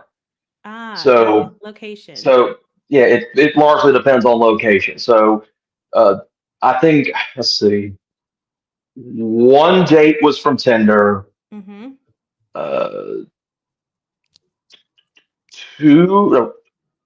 was from Bumble. One was a cold approach. All the rest are Hinge. Got it. And then, so have you been on these sites for a while? You mentioned this past 8-week period. Until 8 weeks ago, I had never used a dating app before in my life. Oh, wow. I didn't know it's that. working out for you. So are you pro dating app now? Now, yes and no. Okay. Yes, if you know what you're getting into. Okay. So one of my good friends has long tried to push me onto the dating apps, and I had I've resisted for a long time. Yeah. So up until recently, I had relied on Social Circle to set me up with most of the women I've ever dated in my life. So Does Social Circle include the workplace? No. No. Because I tell people to stay away from that these days. But back in the day, you go back 20 years ago, or maybe 20, 30 years ago, that was how people were meeting. They were meeting at work and at church. No. I did only one, two, take that. only 2 women I've ever dated in my life were from the workplace, and they were both in high school. Yeah. So, which is that was over 20 years ago. Let me Yeah, say you in this, high school men, too. you should not. I'm sorry. Go ahead, DL. Like you were in high school too. I just want to clean that up real quick. I don't want nobody going out here like, Yeah. you know what, man? We going out to high school. Yes, No, you yes, was young yes, too. yeah. No, this is when I was in high school. Go So, ahead, go ahead, just sis. No, I was just saying, men, you should not be attempting to date in the workplace, whether that's people you work with, clients or customers, potential clients or customers. Could completely steer clear of that. Okay, so back to the level up man. That was my PSA. So level up man. So prior to this, you were not on dating apps. You're now on the apps. You're realizing tremendous success. Let's ask this for the ladies.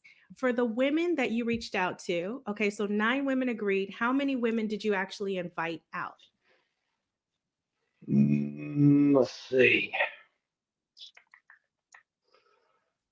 That I actually invited out, probably.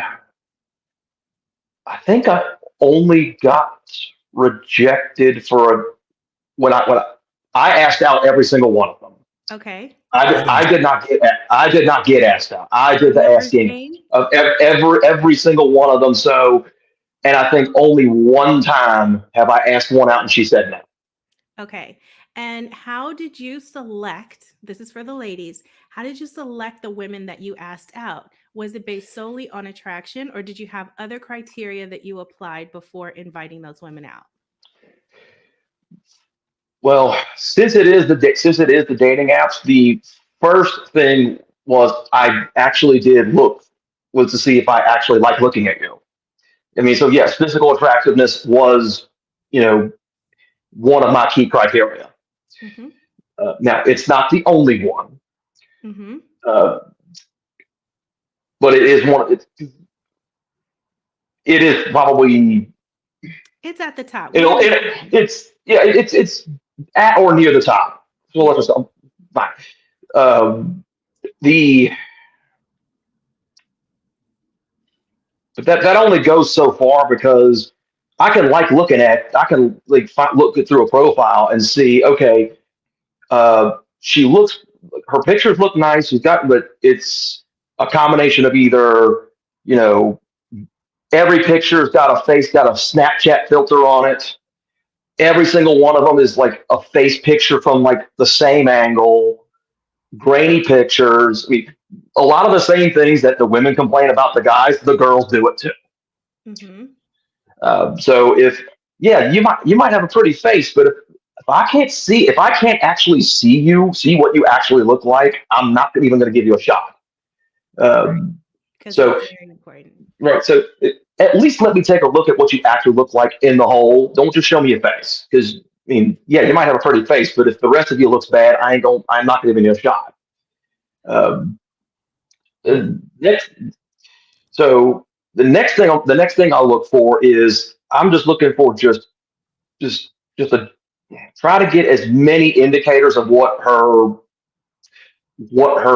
general demeanor is. Mm-hmm. So I'm going to be looking for things like, is her social media handle on her profile? If the answer is yes, nope. Why nope? Because that automatically screams to me that you're just looking for Instagram followers. Okay. So got it. Okay. Let's see. And the most common one you see is IG. Mm-hmm. Next would be something like generic canned prompts or whatever you want to call them. So if I see something like you deserve good things, and I want to be one of them. Nope.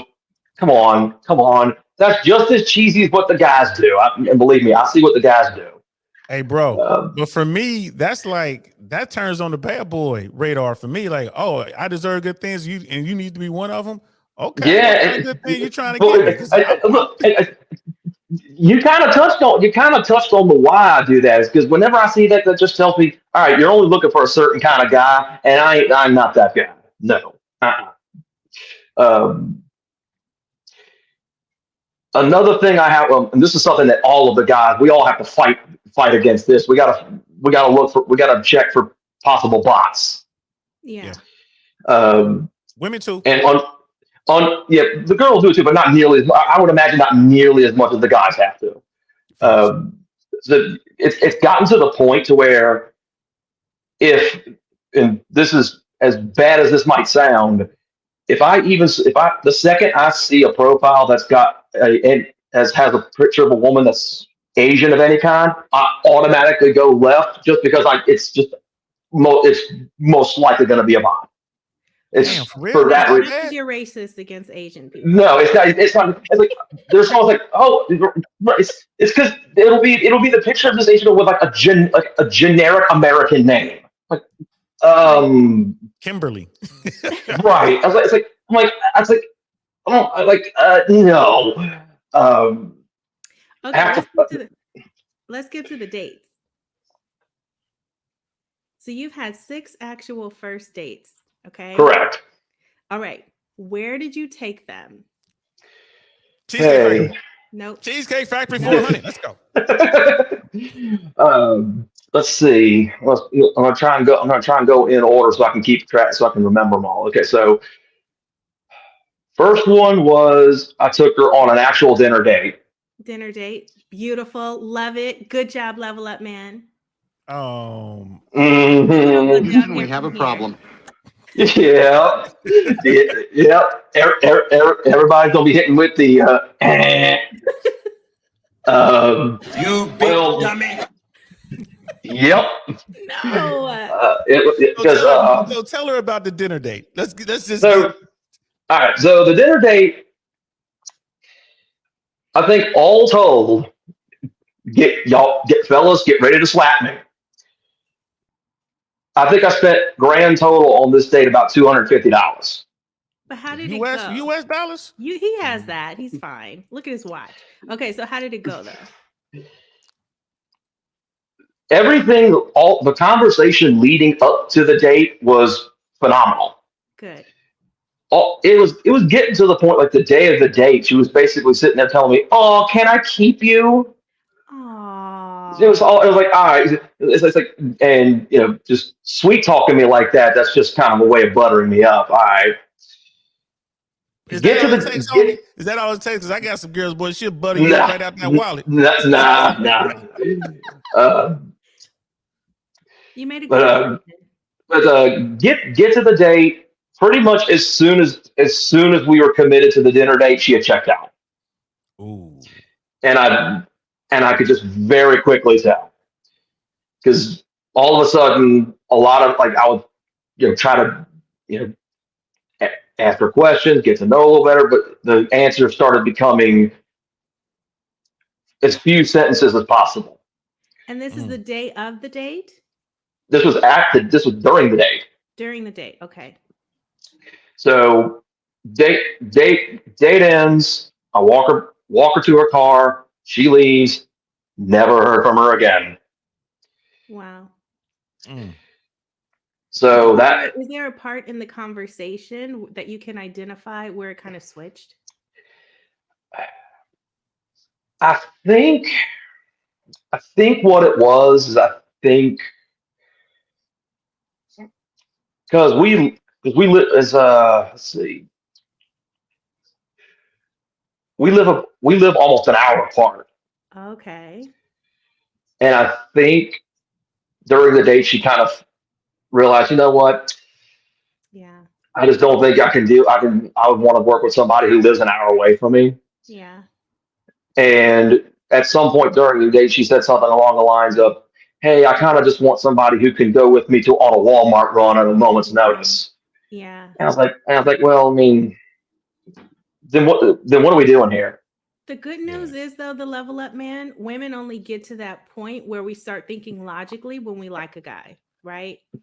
Mm-hmm. So, yeah, I think she was probably really digging you, and then that hit, and she was like, "Well, this actually is." That's fine, and after that was kind of like the thing. Okay, I probably went way overboard on the I went overboard on the date, and that's my fault.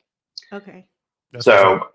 That's what's up. You taking responsibility for it, man. yeah, Accountability for it. That's what's up. it's like, and look, and part of it is, look, I don't have any regret about it because, look, it was the place that I wanted to go to. I wanted to check it out anyway.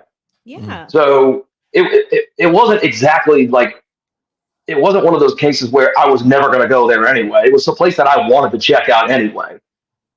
Which is why I tell anybody who listens, like, hey, look, plan a date around something that you want to do and just have her come along with you. Now, so that was one of those cases where it's like, hey, look, I want to check this spot out. Hey, let's check it out together. So that's how all that unfolded. Now, the weird thing is that the place that we went to was quite literally 5 minutes from her house. So I drove all the way to her. So listen, bro. Listen, So, you did all the driving. You provided a good night for her. Why I thought in my mind, I'm thinking, well, man, she probably had to drive like 30, 45 minutes to get there, and she's thinking about the track that's gonna be like this all the time. You did all the driving. Nah, bro, that's an L, man. I mean, if she that is absolutely an L. Yeah, because I'd have been like droopy, bro. I'd have hit her with this. You know what? That makes me mad. What you mean you ain't? You know what I'm saying? You ain't gonna nah. Short. Nope. So Mr. Dinosaur said, did she have her phone on the table? Of course. no. Okay, so second date. Okay. So the date number 2. Hold on. Okay, sorry. Go ahead, DL. We ain't finished with this. So this is okay. This is how Uncle Saint would have handled that. If I'd have went all the way out there to see her, right, I would have had at least 2 others set up. So I would have been there for the day. I'd have got me a hotel. I'd have been all set up for the day, and I'd have been talking to Shorty. And I definitely wouldn't have I wouldn't have brought her to dinner with me, but I would have gone there. But I wouldn't have brought her. I definitely would have. The first date, especially, I'd have did something a little, maybe not a coffee date, all right, sis, because I know you hate the coffee dates, but I probably would have did something, maybe something in the park. Let's meet in the park and let's whatever. Park. Yeah, let's have like a little picnic. I'd have made like a little picnic thing. I got a portable picnic kit. You know what I mean? When I want to go to the party, just pull it out. You know what I mean? Got all my food in there, open it up, got wine and all that. I'd have did that. But I would have had something set up because I would have expected her to be like, you know what? I'm not really feeling it. You live too far away. I would have been expecting that. And I would have had the 2 others set up. You know what I mean? But like I said, man, sometimes it happens to all of us. You're going to be like, man, this could be the one. The conversation is great. Things is working the way it's supposed to be working. Man, I'm going to go ahead. I'm going to go against the grain on this one. And then sometimes it bites in the ass. That's pretty much what happened to me. That's pretty much exactly what happened to me. It's like I got caught up in it. I got caught up in the conversation. Everything was going great. It's like, you know what? I know I'm probably going to regret it, but I'm just going to go ahead and take the dive and ready to do it. And turns out I take the L. And I bet you she was fine. I bet you she was fine. She was cute, wasn't she? Yeah. Yeah. I wouldn't have been on a date with her if I didn't at least find cute. Yeah, man. She was all right. No, you're not going to have me on grass on the first date. No, I have a big blanket. You'd have been on a blanket. In a public park on it. No. Okay, so we're getting to his second date. Okay, second date.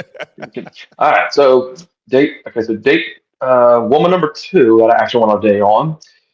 I am the single one is going to cringe like a mofo right here because this one was a coffee date. Yeah. Stop typing. We met at a little coffee shop, sat there, had a coffee, talked. The coffee place closed an hour after we were there. And her and I sat outside of the coffee shop, of a closed coffee shop, for another hour and a half. Wow, so that went good. It sounds like we were there. We were there until around 11 o'clock at night. Whoa! Why didn't you move it to this place where you can get a drink and get some appetizers, like walk around a little bit and hit another joint? She's not a drinker, so that's good. That's actually good. But it was one of those things that, to me, I kind of just view it more as this was more like a meet and greet than it was an actual date. Mm-hmm. Okay. So that's fine. But this one transitioned into an actual actual first date. Okay, cool. So what would guess would be the second date. I took her to one of my favorite spots in town to grab a couple drinks. I And love his accent. Yeah, you can't beat a Southern gentleman now. That's woo. You know what I mean? It's like I hate going up against Southern gentlemen. Like, man, that damn accent. Them and you Brits. got that. Brit was. Oh, I can't compete with Brits. I can't compete with Brits. You Oh can in Britain. no. You can in Britain go to the UK. Oh my God. True. Now I can run some good all shucks game. Yes, you sure can. Oh, sure. So it evolved into a nice first date. Right. And so we went and had drinks at probably one of my favorite spots. And that went well. After that, it just kind of fizzled out. Mm. It was she had just for full disclosure, I have a kid. She had kids, so I'm a woman having kids is not an automatic disqualifier for me. So it was one of those things like our schedules couldn't line up, Yeah. fizzled out. Okay, that happens. Yeah. Kids are tough, man. But I got a question Yeah. for both of you guys. So level up and I am a single one. I am a single one is saying that all men are just on the hunt for sex. That's all that we want. Level I up. Would you never agree said with that that in my life. 100%? You said that. Didn't you say that's just? Didn't you say that? I gotta go find the thing. That's all we're looking for. I said you're used to always procuring sex, right? Because of your appetite for intimacy, right? You kind of daily are on this quest to secure your next opportunity for that, right? And so I was making a point about women going on dates to smash. We don't go on dates to smash. Some of y'all do. Level up. What do you think about that? Are men constantly on a hunt? Do you agree, disagree, or kind of see where she's coming from? Do we want sex? Yes.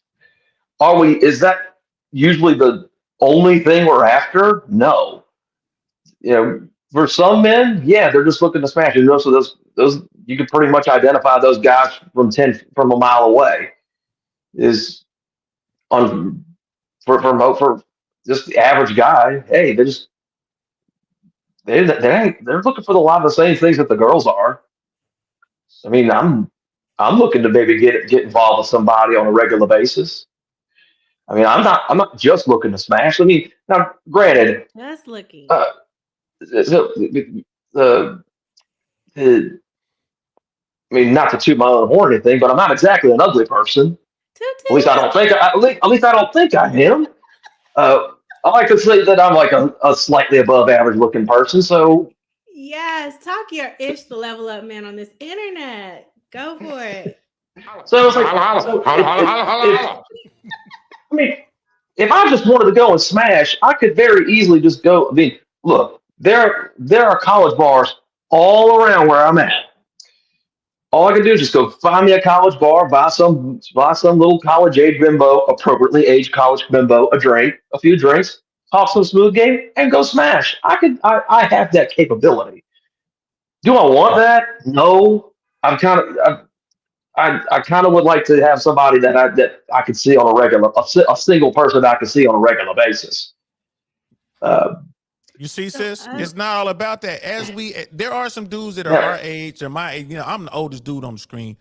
There are people my age that's still trying to get at it like they 17. But the vast majority of men, we mature and we understand. It's just like bro said. If I wanted to go get something right now here in Tampa, I know where to go. Trust me, I know where to go. I know how to post up. I can get them over here. It's not a problem. So for a lot of dudes, it's not about the smash, right? So but we still got to go through so much, and we know, like, bro, to get the woman you really want to talk to and get her ready and right, it's gonna take time. And a lot of times too, like, I don't want to bring her home the first night because it kind of messes it. I'm like, damn, because I know for a fact I'm not the only guy who did it. I'm not the only guy she went home with. You know what I'm saying? So, and there's again nothing wrong with that, but I can't lie to myself. Like, well, because she'll tell you this is the only time I've ever done this. Like, okay, yeah, all right, sure. You know what I mean? But come on. it's not all about sex, love. Not all the time. Not at least at this age. It's not about sex. Well, I will say it is important because we do. It's Or the most important. though I'll say kind of the way I say it is this: is it the only thing we're looking for? No, but at least we want to know that we have a path to it. Yeah. It has to be like that's it's procuring. yeah. Yes. So of these 6 women, right, that you've gone on dates with. So the first one, she's kind of out due to, distance, right? Mhm. So are there other 5 kind of still in play? Let's see, hold on. Let's see, so almost all but one of them are out. Did someone eliminate herself? What happened with that? Let's see, hang on. Let's see. So, I'm trying to remember here. So I'm trying to go in order so I can keep track. Okay, so um, first one goes to be second one that fizzled out. Third one was that one was she's not over her ex. Okay. That happens So a lot out there. Yeah. so she basically eliminated herself. Mm-hmm. Let's see, one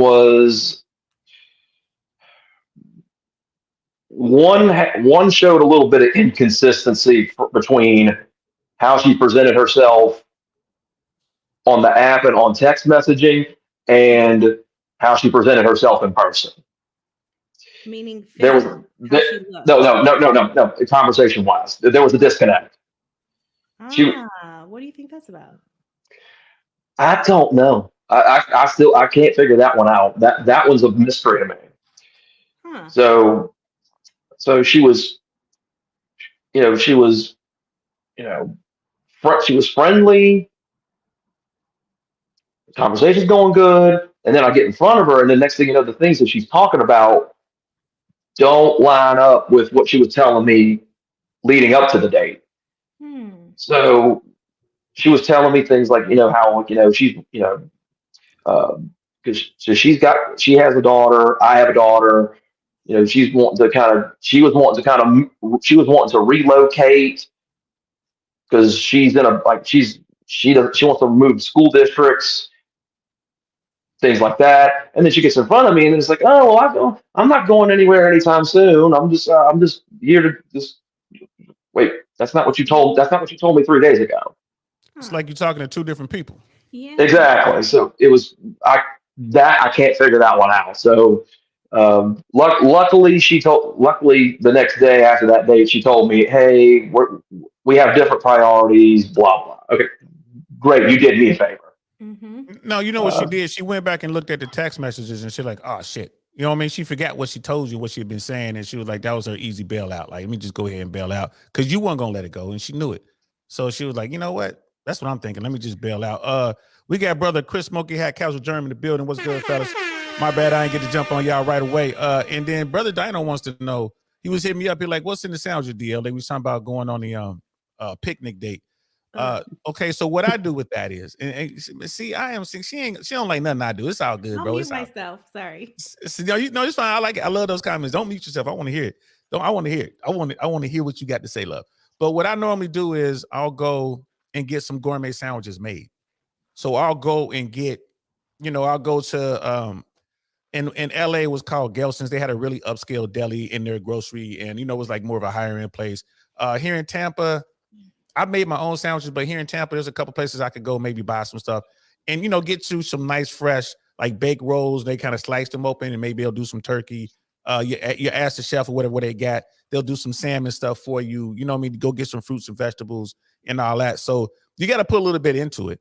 And a lot of people think when I say I don't take them to expensive dates, it's all about the money. It's not. It's because it costs a couple dollars to do what I'm talking about. Not as much as going to a high-end restaurant or Mr. Child's or something like that, but it still costs a couple dollars. It's just you don't want to put yourself in a position where she sees you can be my foodie guy, and I want to keep you here because you're going to take me to all these restaurants that I can't afford to go to myself. And I think that's that's what I want to avoid. So yes, how that works. And another thing too, bro, I'm glad we're having this conversation. Thank you so much, both of y'all, for coming up here because Are you guys paying attention to the transition from the online platform and texting to real life? And it's like every story we've talked about so far, there's been a little bit of a glitch there. So, I mean, would you say that that's really common, right? Like transitioning from the online space, whatever platform, getting them off that platform. Now you're texting and then getting them to sit in front of you. You think that that's a good reason? One of the main reasons why these things aren't working? I think so because the way I move on these apps is I'm trying to get her off that app as fast as I can. You should. So I will, depending on how rapidly the messages are going back and forth, within about a day or two, I'm saying, hey, let's move this conversation off of the app. And then she'll either give me her phone number, or most of the time she gives me her phone number. And then we start communicating on text. And then another day or two goes by. And then I ask her out on a date. Oh, you mean communicating directly? Or, Yes. yeah, it's like, I thought yeah. you mean, you know what happened to me, DL? I was on apps when I used to date, right? Mhm. And I was on an app, and I swear the first date, one of my first dates, the guy, he like half of the date, he wanted to talk about me deleting my profile. Like he was so serious about the profile deletion. So that's what I thought you meant. But you mean like No. by No, switching from the no, app no, communication. Got it. Keep no, the That's why I profile left up. it. no, Just what's no. your give me off of that platform. Give me your number.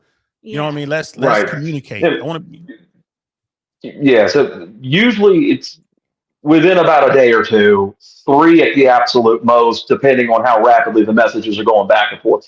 Really, as far as I'm concerned, messaging on the app is basically just so that her and I can establish a rapport. Mm-hmm. Yeah. And then sometimes I'll even ask her out on the date on the app. And then once she agrees to the date, I'll say, okay, X place, Y time, Z day. She says yes. I was like, all right, let's move. Let's until that day comes. Let's get off of this. Let's move this conversation elsewhere. And she yeah. gives me her phone number, and the rest is history. So that to me is like, and I've had a lot of success with that. That's worked very well. I think a lot of people, particularly the guys, they spend so much time just going back and forth on the app that days turn into weeks, and they wonder why everything fizzles out. Well, it's because you're not making a move, homie. Make your move. Hello. It's a dating app, not a talking app. Right. Right. So what's your stance on that, sis? If like back in the day when you were Mhm. the dating one as opposed to the single one, I mean, how did you handle that? Like, I mean, does it not make sense to want to come off of that platform, be it Hinge or Bumble or Tinder, and either like get their phone number or at least transfer it over to Instagram? Yes, I highly recommend it. That's a very smart strategy. I think that's the best way to go for sure. Okay, cool. See, we're right there, girl. We like, 82% the same. We're matched up. I'm gonna get you to the 28. coffee date. We're 28%, deal. I'm gonna get you to the coffee date. You're gonna love that. Coffee dates, Yes. picnics, going to the gun range. How would you feel No. if someone took you on like, hey, let's go to the gun range? How would you feel No. about that? Why not? Why would you take a beautiful woman to a gun range? Every time That I've would done be that, very popular where I'm at. and it's very Yeah. popular every place I've lived. Every time I've done it, Mhm. every time I've But done it. DL, you know what, DL? Some of the things you mentioned, like gun range, picnic, they're not bad date ideas. They're just not first date ideas. No, I wasn't If talking you first date. That's not a invite, first date. That's No, not a first date. that's It not, could be. that's never first date idea. That's right? that's usually Absolutely that's not. u- that's usually that's second or third date stuff. Yeah, That's second, third. fifth It date. Gun could be range? depending on the woman. Yeah, but it could be a first date depending on the Yeah. woman. But for general speaking, no, that's not a first date. Yes, thank you. All right, so back to level up man. Mhm. So, what is your level of interest? Don't lie, they're not watching, okay? Yes, they For are. the 4 or so women who are still in play, what's your level of interest honestly? Have any of these women really put you in a frame of mind like I could build something with this person? There is one that has potential, Mhm. and I'm going over to her house in about an hour. That was my next question. I was like, is this a follow-up date or a brand new date? So this This is a follow-up is no, this is a. I mean, we've already done 2 dates, date. Nice. and first date was just first date was basically just Taco Tuesday, Uh-huh. and I like that. Half so off. Was it half off? Buy one get one, something like that. well, it was just one of those days. It was a Taco Tuesday that got moved to Wednesday. Okay.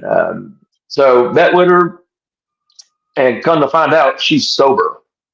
Okay. Sober. Nice. So that she's and So wait, was she sober because she used to have a problem and now she's sober? she is 17 years sober. Yeah, man. That's yeah. Oh. That's I'm not That's saying it's a red flag, but that's something like, okay, you gotta be serious I've with this I've person. I've kind of wondered whether that should qualify as a red or a red flag or not. I've gone back and forth on it. On one hand, that means she don't drink. On the other, she had a problem with it in the past. And But that I'm came thinking with it's a lot of stuff too. For me, it's and more of she a yeah. and she's told me about it too. Ooh, I don't So want to know. I don't Mm-hmm. want to know. That's the thing. yeah, I mean, we've already had follow up dates to kind of go kind of a little deeper into that stuff. Uh-huh. Right. So But she's open then. She's like, all right, let yeah, me tell you what's really going on. she's been open. She's been open about everything so far. So I'm digging that. So let me so say this and I'll let you continue. So first of all, Cody's King's in the building. What's good? He's like, yeah, for sure, red flag when it comes to that. But here's the thing. I look at it as an eyes up moment. For me, I'm not gonna mhm. say like Yes, me, it's an eyes up moment. Like, okay, all right, you know what I mean? And I'm gonna ask myself at that moment, what am I doing here? You know, because if I'm gonna continue, I gotta keep this 100. I gotta keep this a buck because I don't want to be the guy that makes her fall off the wagon. I don't want to be the guy that's kind of jerking her mhm. chain around. I mean, this is real. Like It- yeah, go ahead, bro. well, it's kind of the thing. Like she's sober and she doesn't mind. Like she doesn't mind if I go out with my friends and go because I went with a friend of mine around New Orleans and we went to bars and drank all night and she don't have a problem with that. She's like, I don't care if you drink, it's just I don't. That's kind of her position on it. Uh, and That's a sh- tough one, bro. and it is. I keep going back and forth on it. So it's just one of those things that's kind of just something just to keep an eye on moving forward. Uh, Is and she in AA she still? go. She is a sponsor. Yeah, Okay. she's That's helping good. people. She's actively Yeah, okay, yeah. that's good. She goes to me. She goes and helps other people go through it. So she still goes to meetings almost every week. Um, Yeah. but You she know, goes in the capacity as a sponsor, not a sponsee. but Yeah, the but way I she's understand, involved. Some people yeah, just try to quit on their own, and that's a different thing. In oh my yeah, opinion, that's more dangerous than it someone is who's very difficult. actively working a program. And from my Mhm. understanding of the program, you never leave the program. You're Right. always in the Exactly. program in some capacity. Even though she's helping others, she still has her sponsor's number in her Yeah. pocket. So, and that's a good thing. That's not a bad thing, bro. I want to be Yeah. clear here. I want to be real clear here, man. Especially because we know we're older. This isn't a bad thing, but it's just one of those, like again, eyes up as you move forward. You know what I Hmm. mean? That's the one thing I will definitely say. And if y'all do go to the next levels, you could probably gonna wind up stop drinking at some point, probably. I'm not a heavy drinker my dang self. But I mean, that's what I I mean. do It wouldn't be all. hard to do. So It wouldn't be hard to it do. wouldn't be hard to do. It's one of the things. I don't ever drink alone at my house. I don't ever do it, and I most especially don't drink whenever I have my daughter. Hmm. So those are decisions that I made consciously. Now my only real drinking is whenever I go meet with a friend once a week, and him and I go we go drink a couple beers and talk guy stuff, and that's like that's my night out for the week. Yeah, that's your social And drinking. Ain't no wrong with that. right, it's just and that's once a week. And other than that, I don't really drink all that much. I mean, I can't even remember the last time I had a beer inside my house. It's Yeah. Yeah. it's just one of those deals. So it's like it wouldn't be that hard. It's just it's just but like you said, DL, it's probably gonna be one of those things that's just something for me to just keep my eyes up about. Yeah, you definitely Yeah. got to keep your eyes up, bro. And it's one of those things. It's an individual choice, but it kind of goes into the whole thing the manosphere talks about. Like when you do have that abundance mindset, as you do, you have a lot of options. It comes down to why would I choose this? Because that could be a thing down the road. But I think that boils down to each individual man. Mhm. Because I'm looking at Cody, he was like, "Damn, another red flag," and it's like I get where I get where he's coming from. Mm-hmm. And it's one of those. Kind of the thing is whereas before I would have just ignored it. Yeah. I would have just been. I would Oh, just would the have whole been. thing. You just would have I ignored the was. whole thing. I would have just ignored. I was like, you've been sober and you're going through the program. Okay, no problem. Oh no. And I just would have been like that. But now I've gone through this process over the last several years where I've kind of changed my mindset around, and I've come around. I've come around the red pill space, and I've come around the manosphere, and I've kind of taken this knowledge to say, hey, look, these are things you look out for. These are things that you got to take in, and you take that information, just keep your eyes up, and you proceed accordingly. Now, I kind of view it as more of not so much as a red flag as it is an indicator of high risk. Which is isn't that what red flags are? Sort of, but Yeah. red flags kind of seem to say like, oh, if you've got 3 red flags, you're out. It's almost like a 3 strike method when it comes to red people with how they view red flags. Like right now, where I am right now, Yeah. one and done, baby. If it's a red flag, I'm moving on. I just don't want to deal with it. But I'm in my 50s. You know what I mean? When I was younger, all right, yeah, we can deal with that. Maybe we can work on that. Maybe we're on that. But at this stage of my life, I ain't got time. But that's me. I'm older than you. Now, for all I know, maybe a month from now, having a different conversation, and this woman and I aren't seeing each other anymore. But at least now I know, okay, these are the things that I'm looking out for, and I just gotta just understand that hey, there are risks associated with proceeding with this kind of a woman. Whereas that's something I used to not do in the past, and that's what got me into trouble. Mm-hmm. Yeah. Men. It's, it having that little laissez-faire. I'll take you as you are. I don't want to change you. I'm not gonna. Oh, don't worry about anything. It caused me to make a lot of bad decisions, and you know, Yeah. I think and, everyone. Mm-hmm. I think everyone, we meet will have something. It's just we choose which things we feel we can deal with. The positives to me are that she's actively involved in the program and you've been in settings with alcohol with her to observe what that's like. But so where are you going on your date tonight? I'm going over to her house. Ooh.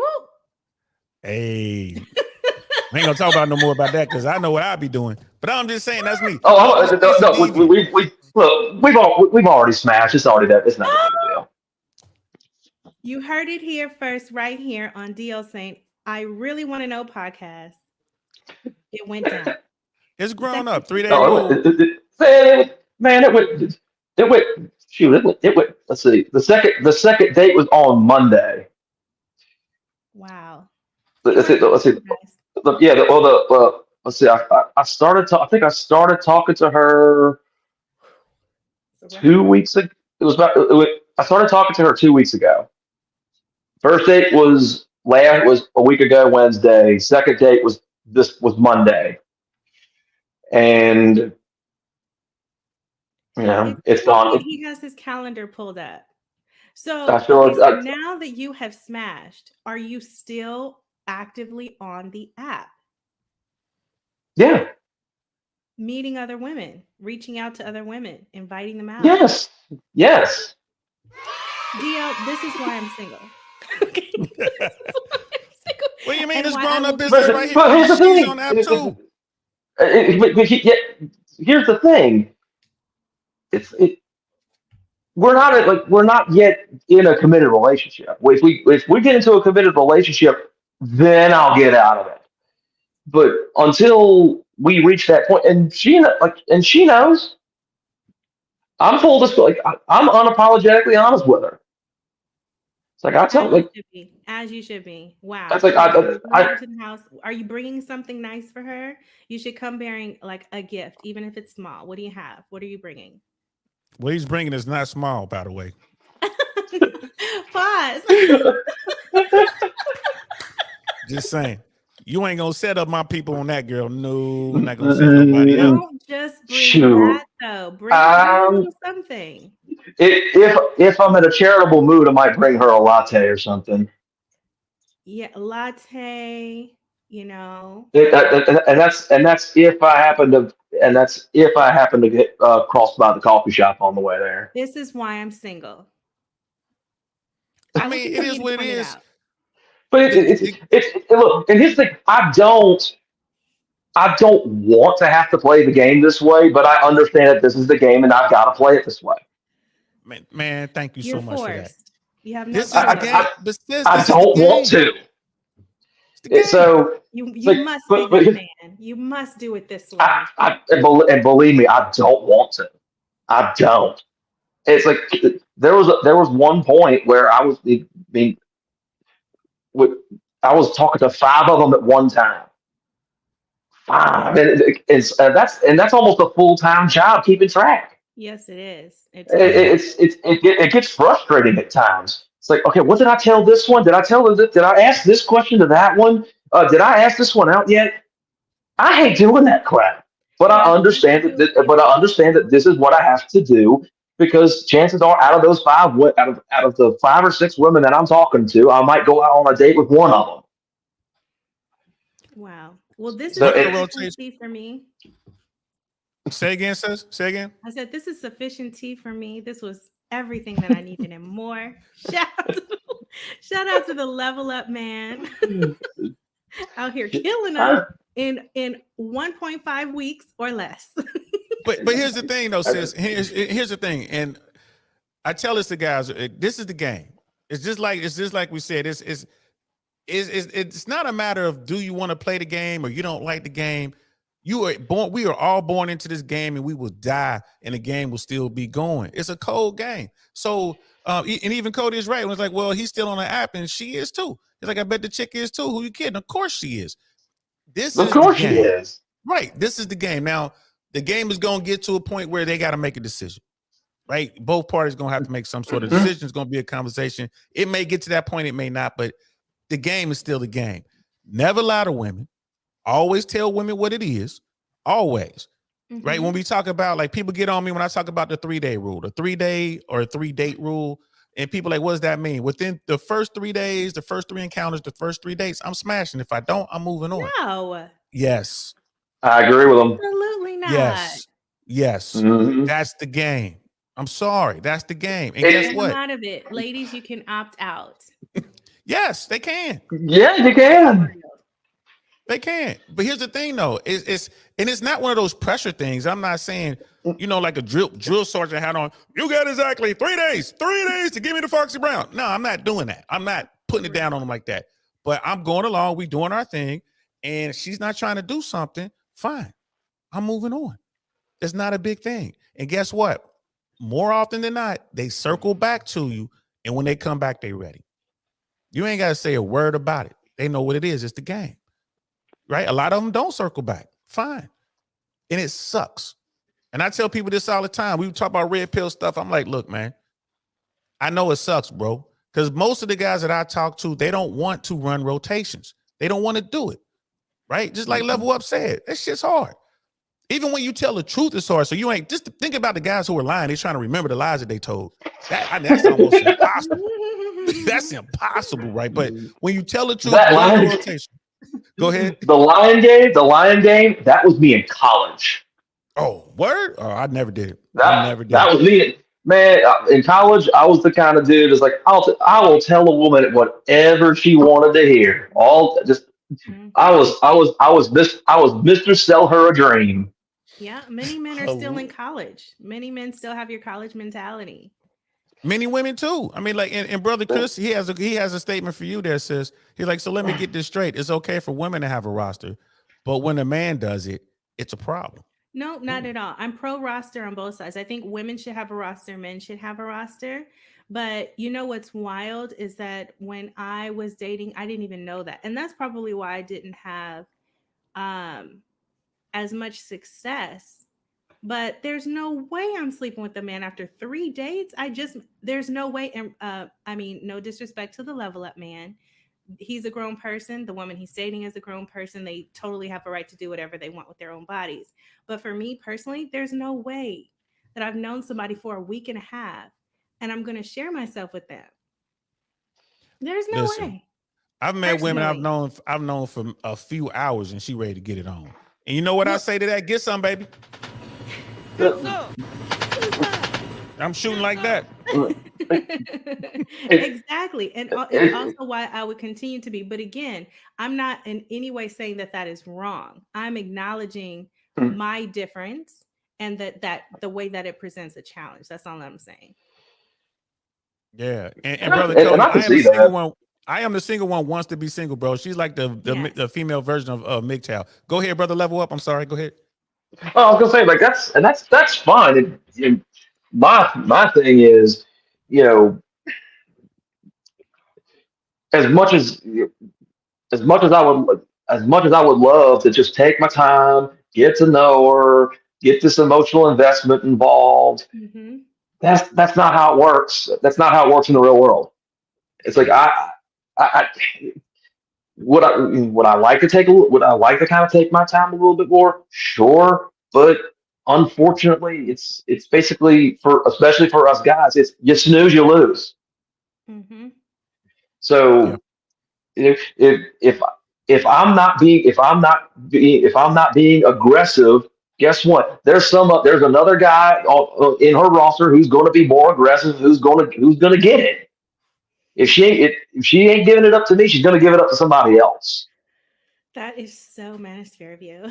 It's, Just say But it's that. true. I mean, there's no way it's around it. true. There's no way around Just it. But yeah, yeah. It's Like just it. look at brother Chris, my smoking hat in the chat. Like what he's saying is like he said he agrees with us. You know what I mean? This is the world we live in. This is the game. This is what it's evolved to, and it sucks. I'm not gonna lie to you. It sucks.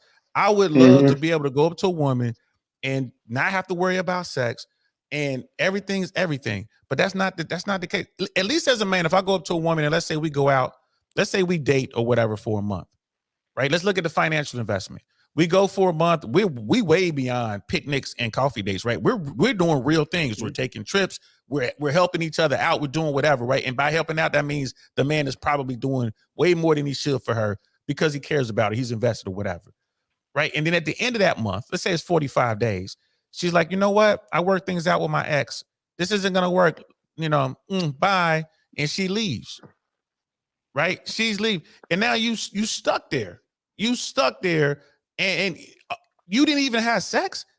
At least it's just like to me, it's just like, well, at least I hit. A lot of guys, that's all it's like. Well, at least I hit, bro. At least we had that. But you didn't even smash. It's game over, baby. Well, that's great. That's just fucking great, man. Now what the fuck are we supposed to do? And that's how he's thinking. It's like game over, man. There's a reason why the meme exists of don't care, had sex. wow. There's a reason that meme exists.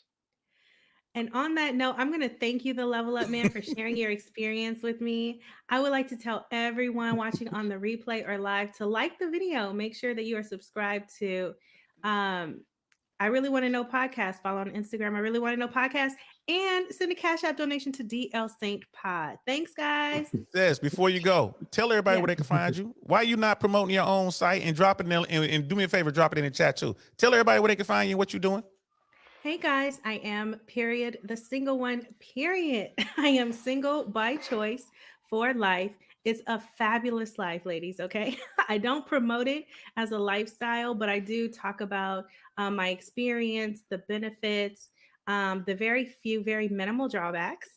And I also talk about dating and relationships and things that I have learned. Being outside of the dating game is so different because I can see things just as they are. As a woman, I don't have any delusion, I don't have any illusion, I don't have any fantasy around men, who they are and how they are. So I just see things as they are and we talk about them. So feel free to come over and subscribe. And on the spot, let's talk about that.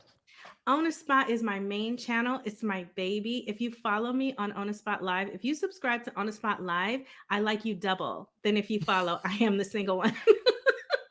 On a Spot Live is my main channel and my mission channel. I'm a realtor here in Chicago, and my mission is to increase property ownership in our community as a solution for many of the things that we face, and also just to elevate us as a group. So I give tips and information, lots of resources, things that people might not even know about, so that they can hashtag on a spot and realize their goal of purchasing their first ever property.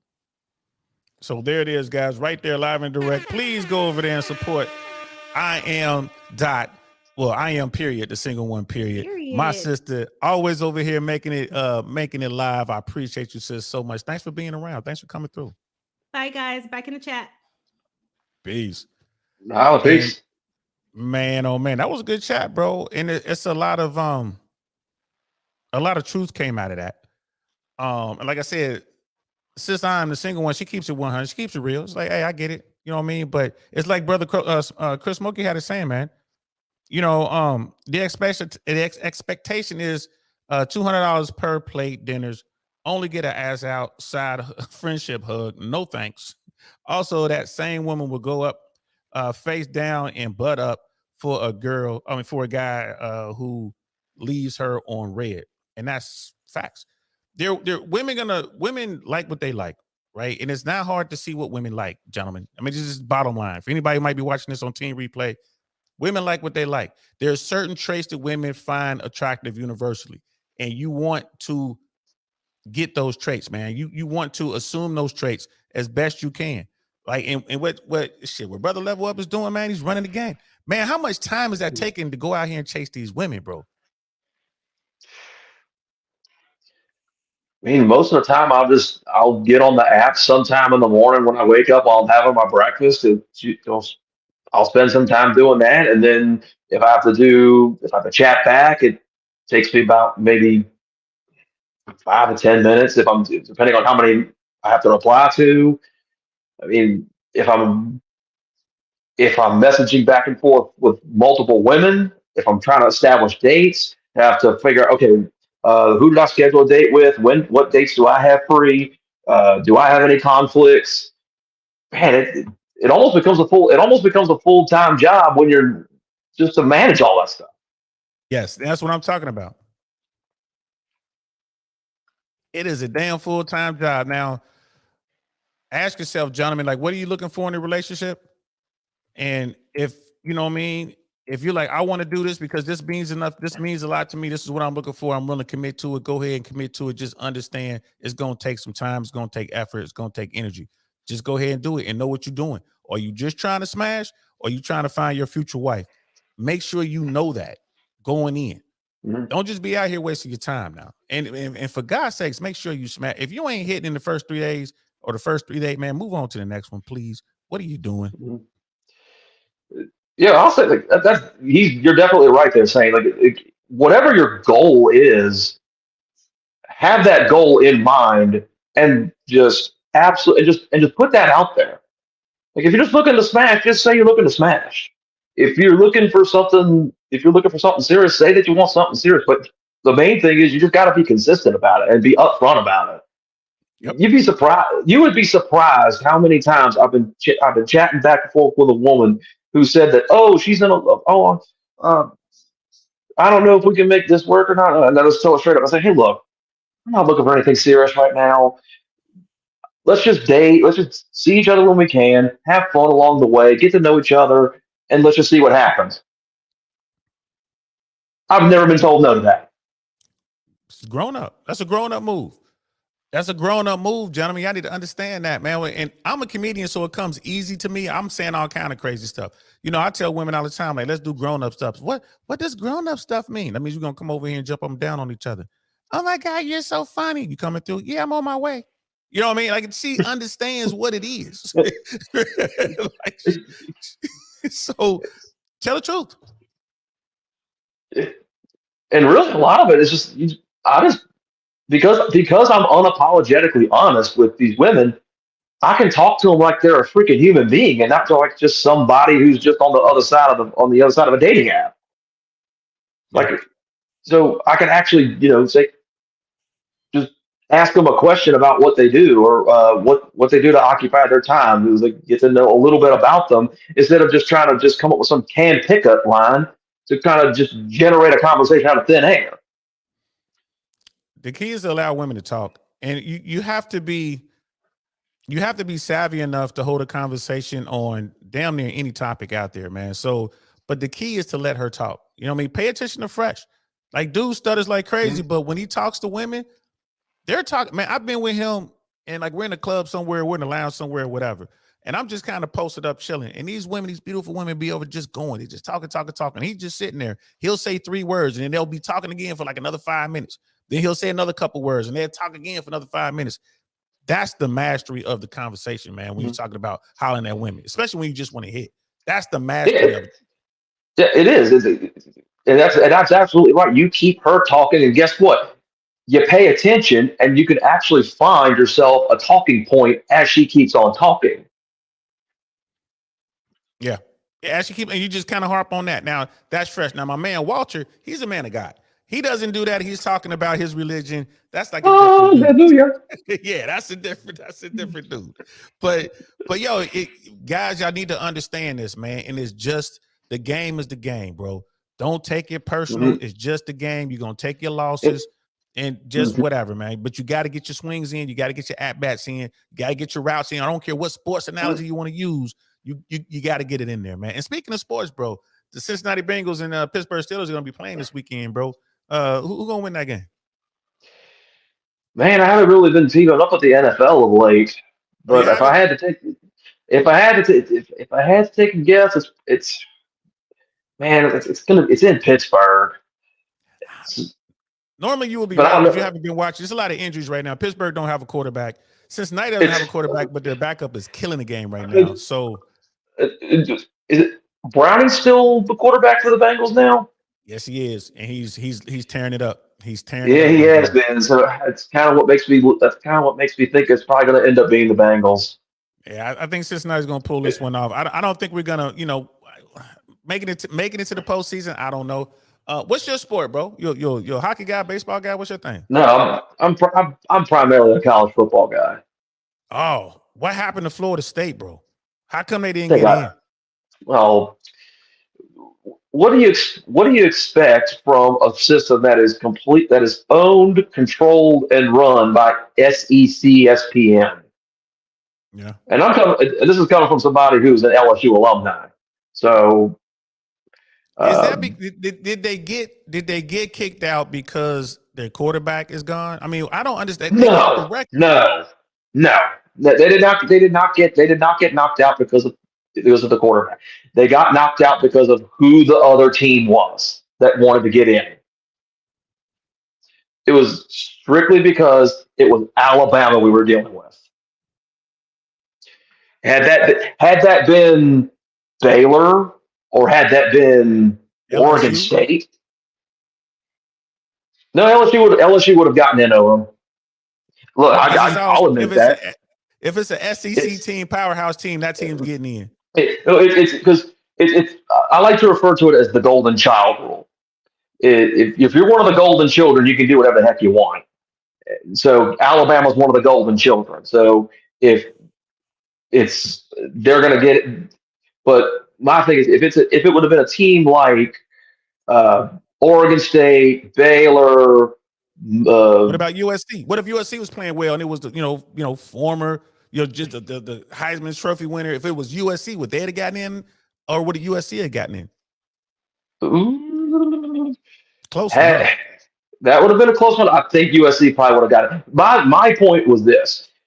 This is how I put it. Had that been a 13-0 Alabama who just lost Jalen Milroe for the season, their starting quarterback for the season, and they just beat number 14 somebody so and so in a slog fest in the SEC championship game, and then here comes Florida State riding like on fire and beat the number one team in the country. Would Florida State have jumped in? I say no. I say Wow. Alabama still would have gotten in. I'm saying if the only thing you did was flip the logos on the helmets, guess what? Alabama still would have gotten in at 13-0 with their third string quarterback. Wow. See, I don't know. I So mean, I love watching college football, but I don't know it to the level that you do. That's profound. I know everyone's talked about it, whatever. I just wanted to ask you real quick since we had you on here. Damn, bro, that's a shame. So they just got to open up the tournament somehow. They got to get some more slots, but it's always going to be a problem. Right? the way I argue, I think it's going to get worse. So Appalachian State, no Next, matter what, is never getting in there. You're never going to have that Cinderella kind of situation like you do with basketball. well, no, because it's a totally different dynamic in football than it is in, say, basketball. You know, there's a reason why there hasn't been a first time national championship in football in almost 30 years. Mm. It's been 30 years since the last time a football team won its first national championship at the college level, and that was Florida in 1996. That was the last time it happened. Ever since then, it's been pretty much the same teams every year. So the only thing that the 12-team format is going to do is, yeah, you're going to see a team like, say, Liberty or SMU, or one of those teams. They'll get a spot in the field, but then they're going to get skull drug by the number 5, like whoever the 5 slot team is, and nobody's going to care. And to all the people who are going to be saying, well, no one's going to care if the number 13 team gets left out. Well, it's not going to be the number 13 team getting left out. It's going to be number 11 and number 12, because they're going to get bypassed for the Liberty and the SMU because we have to let them in. So the crying over who got in, who didn't get in is never going to end as long as you have that committee system in place. So 10 years ago, when they implemented this 14 playoff, hey, I was fine with it in theory. I was fine with it in theory. But I hated the fact that they went to this 13-member committee panel thing. And the other thing that kind of gave me cause for pause was the fact that the playoff games themselves, the championship game, all the rankings, the selection show, the whole entire process is controlled by ESPN.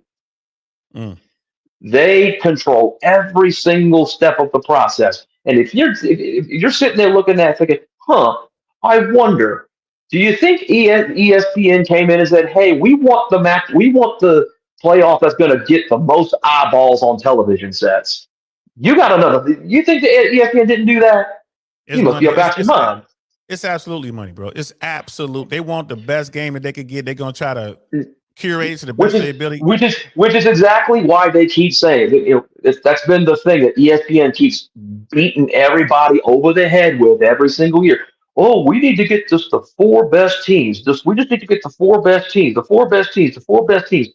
No, what ESPN really means is we want the 4 best ratings generators. They want the 4 best draws. You know exactly. I mean? Yeah, exactly.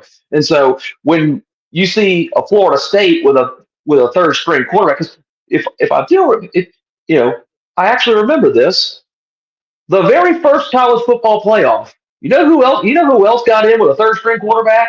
Ohio State with Cardale Jones. You know what they ended up doing? They ended up winning the whole dang thing, including beating number 1 Alabama in the process.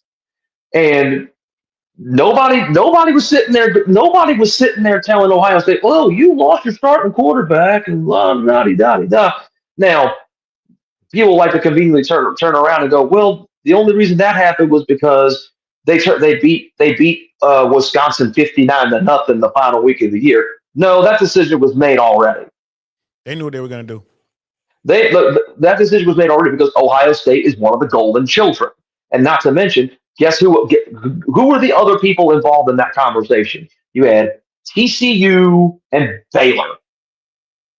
They're not ratings generators. Sorry, TCU. Sorry, Baylor. You don't have enough eyeballs. You don't have a big enough fan base. Yeah, we need Notre Dame. We need USC. We need, how's Miami stack up in that? Like, you like Miami, like, the U was kind of cranking it. Are they one of the close to the anointed ones or no? No, they've been out of it for a while. They would probably need to have a little bit of a run of success before they could get back. They could very well become that again, but they've just had a run of bad luck, some bad coaching hires. And so, I mean, really, when you think about it, it's you basically have like maybe one or two golden children per conference. So you've got, say, in the SEC, you've got Alabama, LSU, and Georgia. Well, not so much LSU. That's Alabama and Georgia right now. In the ACC, it's Clemson and to a lesser extent Florida State, but and in the Big Ten, you got Michigan and Ohio State. And then in the Big 12, you had Texas and Oklahoma. And then you had Texas and Oklahoma, they're coming to the SEC next year. And then in the Pac-12, you had USC, and that was pretty much it. Well, the Pac-12 is going away next year. Yeah. So it kind of just goes back. And you can even go take this all the way back when you had the BCS and just the 2-team system. You go back even then. At some point, it stops being a coincidence that every time there's a controversial decision involved with who got to play for the national championship, why does it always seem to be the case that the winner, the beneficiary of said controversial call, was always the most high-profile program? Yeah. You go all the way back to the very first BCS controversy. That was 2001, when Tennessee lost to LSU. They were the number 2. Tennessee was the number 2 team in the country. They lost in the SEC championship game, and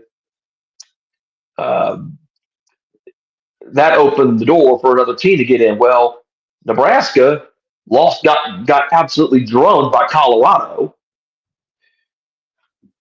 and then you had Oregon, who won the Pac-12 or the Pac-10 at the time. So you had between Oregon, who wasn't the Oregon that we know of today. That was before all the Nike money came into play. Right. Colorado and Nebraska. Well, guess who won? Nebraska, because they still had the Tom Osborne Nebraska splendor about them. And that's back in the day when Boise State was making noise, just like Boise State. That was before Boise State. That was before the damn. You know what I mean? Yeah, that was before. Dan Hawkins. I think Dan Hawkins was at Colorado at the time. When that was before anybody knew that there was a team that had a blue turf on the field. Right. Yeah, that's crazy. And Brother Lou was like, he's like, they probably want Colorado, Alabama, Michigan, Notre Dame if they get their way. And before we wrap this up, because my brother Jay Swan is like, get back on mission, bro. The show's over, man. Once Sis left, when I am the single one left, we're just gonna wrap this up. But I got a college football expert on here, bro. We're gonna talk a little bit about football. And what are your thoughts on Colorado, Coach Prime, and everything that's going on there, bro? Because you follow college football, I'm just kind of curious to hear what you got to say about that. I think Coach Prime going into there was actually a pretty good thing for Colorado overall, because Colorado has been so bad at football for so long, even for a program that has a little bit of tradition and history about them. They needed something good to happen to them. And this was an injection of positive publicity, some positive momentum for them. Awesome. That's great. Where it kind of fell off the rails was when, they win that first game of the year, and now everybody seems to think that Colorado's this powerhouse again. Right. I'm sitting there trying to tell everybody, hey, hold on, pump the brakes a little bit. This is still Colorado. They're still a bad program. There's a reason why they were only supposed to win 4 or 5 games for the whole season. Vegas was sitting there telling you this is a 4-win team, 4-win program. Okay, Vegas is usually pretty good at these things. So I was like, come on, calm down, calm down. But of course, the hype train just kept going on and on and on and on and on. And just at some point, it got to the point of saying, okay, I'm tired of Colorado. Well, they would go on and they went, what? They went, I think they ended up losing the last 9, they ended up losing the last 8 games of the year or something like that. I don't remember. They went they lost 8 of their last 9 games or something like that. I thought they were gonna lose maybe 7 of those games. They wound up losing 8. They lost to was it Arizona beat them? Couple of those teams beat them. It was 2 teams. I think it was it Stanford and Arizona that they should have beat, but there was a couple where I thought it's kind of. I mean, see, they finished 1-8 in Pac-12 play. It's like that's saying something, but I think could Coach Prime turn that back into a pretty reputable program and make it a decent program again? Absolutely. Could he? Because when you build that positive momentum and you get that positive and you get the donor support, the donors and the boosters and support behind them, you can definitely snowball that positive publicity and booster momentum into success on the field, provided that you do what you have to do on the recruiting trail and in making good coaching hires and following up all of that with results on the field. By the time everything's all said and done, you can turn a program up. It's not like in the NFL where if you're a bad franchise, you're going to be bad for a while. In college football, you're a recruiting class away from going from a 3-win team to a 10-win team if you know what you're doing. That's kind of the good thing about college football is you can turn it around in a hurry if you make the right calls. And I think Colorado can do it. Now they're going to go back to Colorado's going to they're going back to the Big 12 next year. So what that's going to look like?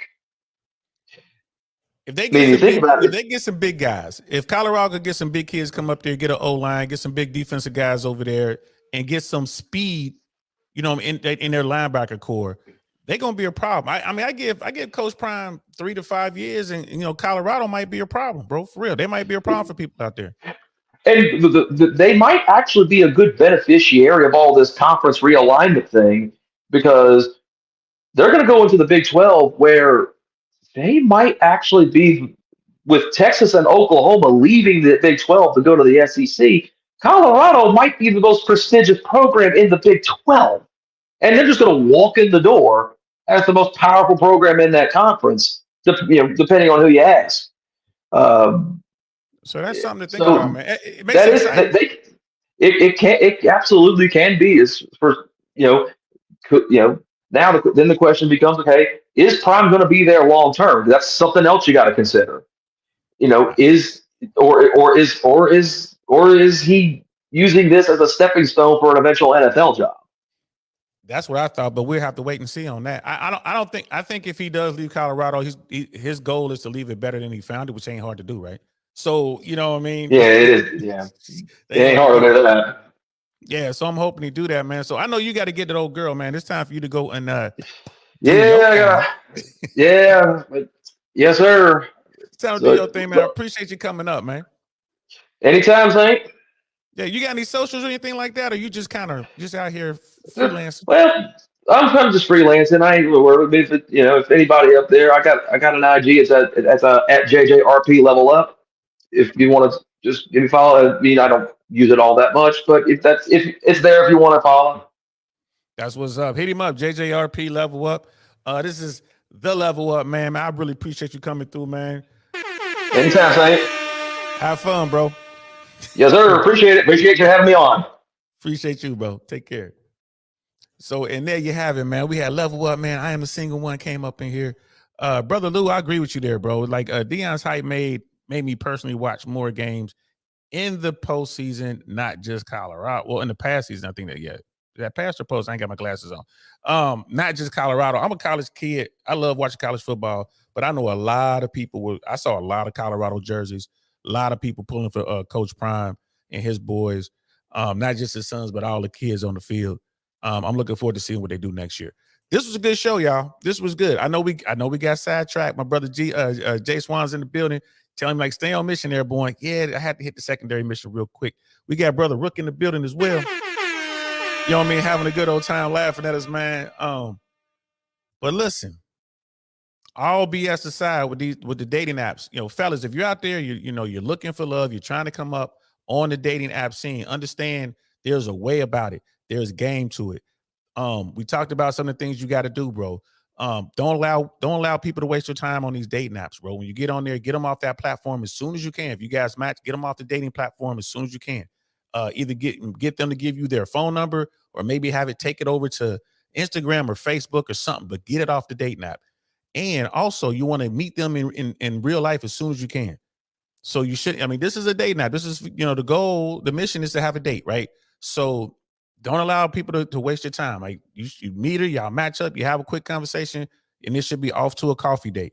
You know what I mean? It should be off to an ice cream date, off to a walk in the park, something, but meet her in real life. Be ready for her not to look like her pictures.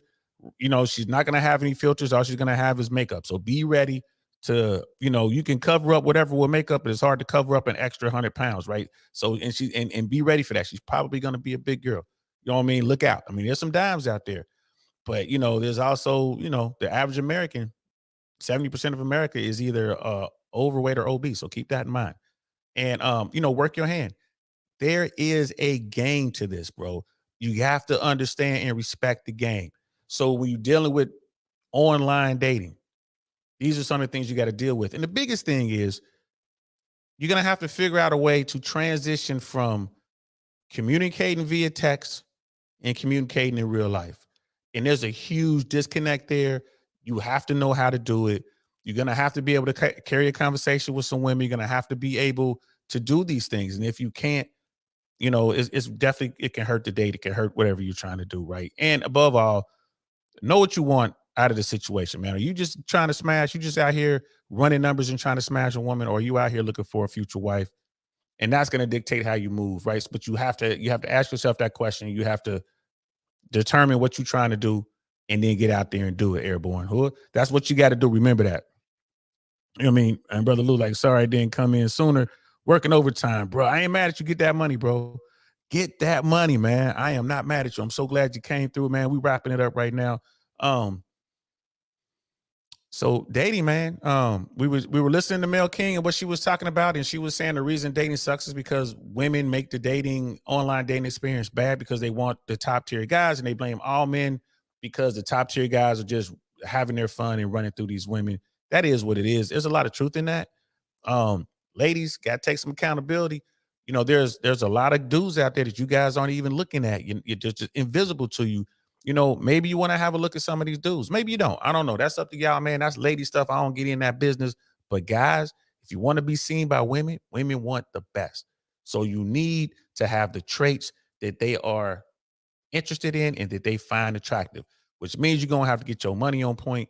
You're going to have to get your body together. You can't make yourself taller, but if you're 6 feet or better, that's a real good plus, but you don't have to be.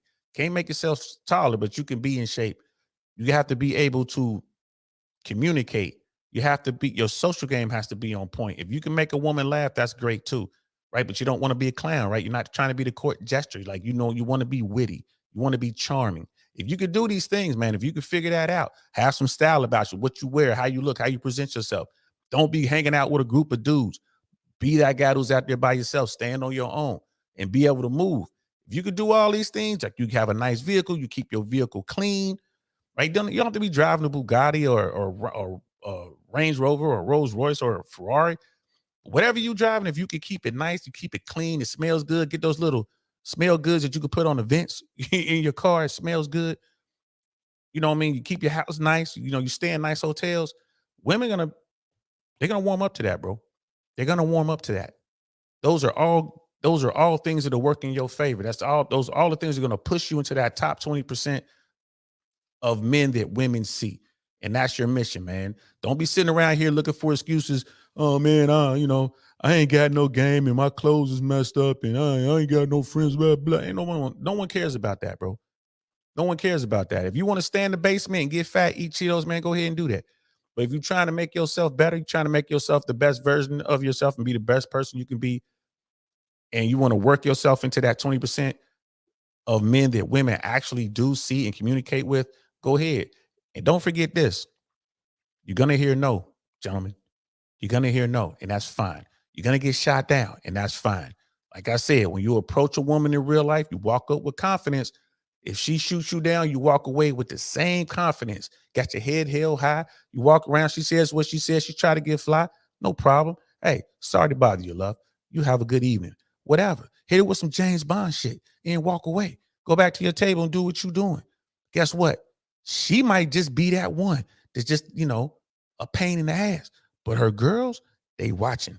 And they going to see you with that confidence and you chilling. Guess what? One of her girls, one of the women that watched you walk up to her, they're going to pull up to you, bro. They're going to place themselves in your orbit because they're going to want to get to know you. So just remember that, y'all. Just remember that. That online stuff, man, is really a trap, but it's a good source, you know what I mean, for women. You want to source women, it's all a numbers game, go ahead and do it. And Brother Dino already got me to commit to doing this dating game, this dating app challenge. We're going to do it next year. It's starting the new year. Hopefully the first week I'm going to get on, I guess I'm going to get on Hinge. I'm going to get on Match, and I'm going to get on Tinder. And I'm going to go through and, I'm going to share with y'all what I'm finding. Hopefully I'll be able to log on the computer so I can bring it up on the screen. Y'all can see what I'm looking at. Who should I send a wink to? Who should I match? Say, that's a match, swipe left or right or however you do it, so you guys can see it. We can kind of all do it as a group experiment. And then I'll let y'all know how the dates go, just so you can see how many women you got to go through before you actually get a couple dates. And of that dates, how many of them you actually go out and want to have a second and third date with. We're not going to get trashy with it. We're not going to say, hey, did you smash? We ain't going to get into all that. I'm not trying to do that with people. You know what I mean? That's grown up business. Y'all shouldn't be out here kissing and telling. You know what I mean? But we will talk about, is there a real connection between, us and then maybe we could even get one of them to come up on the show and talk about their experiences on, dating apps and stuff like that. So we're going to be doing that next year. Be looking for that the first week. I appreciate each and every one of y'all. Thanks for rocking out with me. I am the single one. Thank you so much. Level up, bro. I appreciate you, man. The smooth brother coming, the smooth southerner from down south coming up, you know what I'm saying? And hitting the link and jumping on the show. Thanks for everybody who was here rocking with us. We'll be back tomorrow, 6 p.m. What's tomorrow? No, tomorrow's Friday. So if I do a live tomorrow, it's going to be real early. If I do a live, it's going to be real early. And just kind of look out. Maybe hit that notification bell because it's on Fridays. I don't know what I'm doing. I'll be posting stuff on Instagram, but if we do a live tomorrow, it'll be early. I'm trying to get Jay Swans to come on here. We're going to sit down and talk about what's going on with Trump and the Colorado ballot thing and, the ballots across the country and the Supreme Court ruling that's going to be coming here, I think, on January 5th. I think is the deadline set for that, I think. I don't know. Maybe we'll talk about that. We'll talk about the Trump effect. I'm curious to hear y'all thoughts on that. I am the single one. You know what I mean? Follow the host on IG. Oh, thank you, sis. I appreciate that. Yeah, there's my Instagram right there. Y'all hit me up. Don't be shy. Come over to Instagram and hit me up. Holler at your boys, slide into the DMs and all that good stuff. So that's it, guys. I hope you guys enjoyed it. I know I did. I always have a good time and enjoy talking to y'all. And I'll be back soon. I might see y'all Friday. I'll definitely see y'all Monday, 6 p.m. right here on this platform, DL Saint I Really Want to Know podcast. So y'all be easy. I'ma holler at you. Peace. Nothing like I've ever seen. It's just a thing of beauty.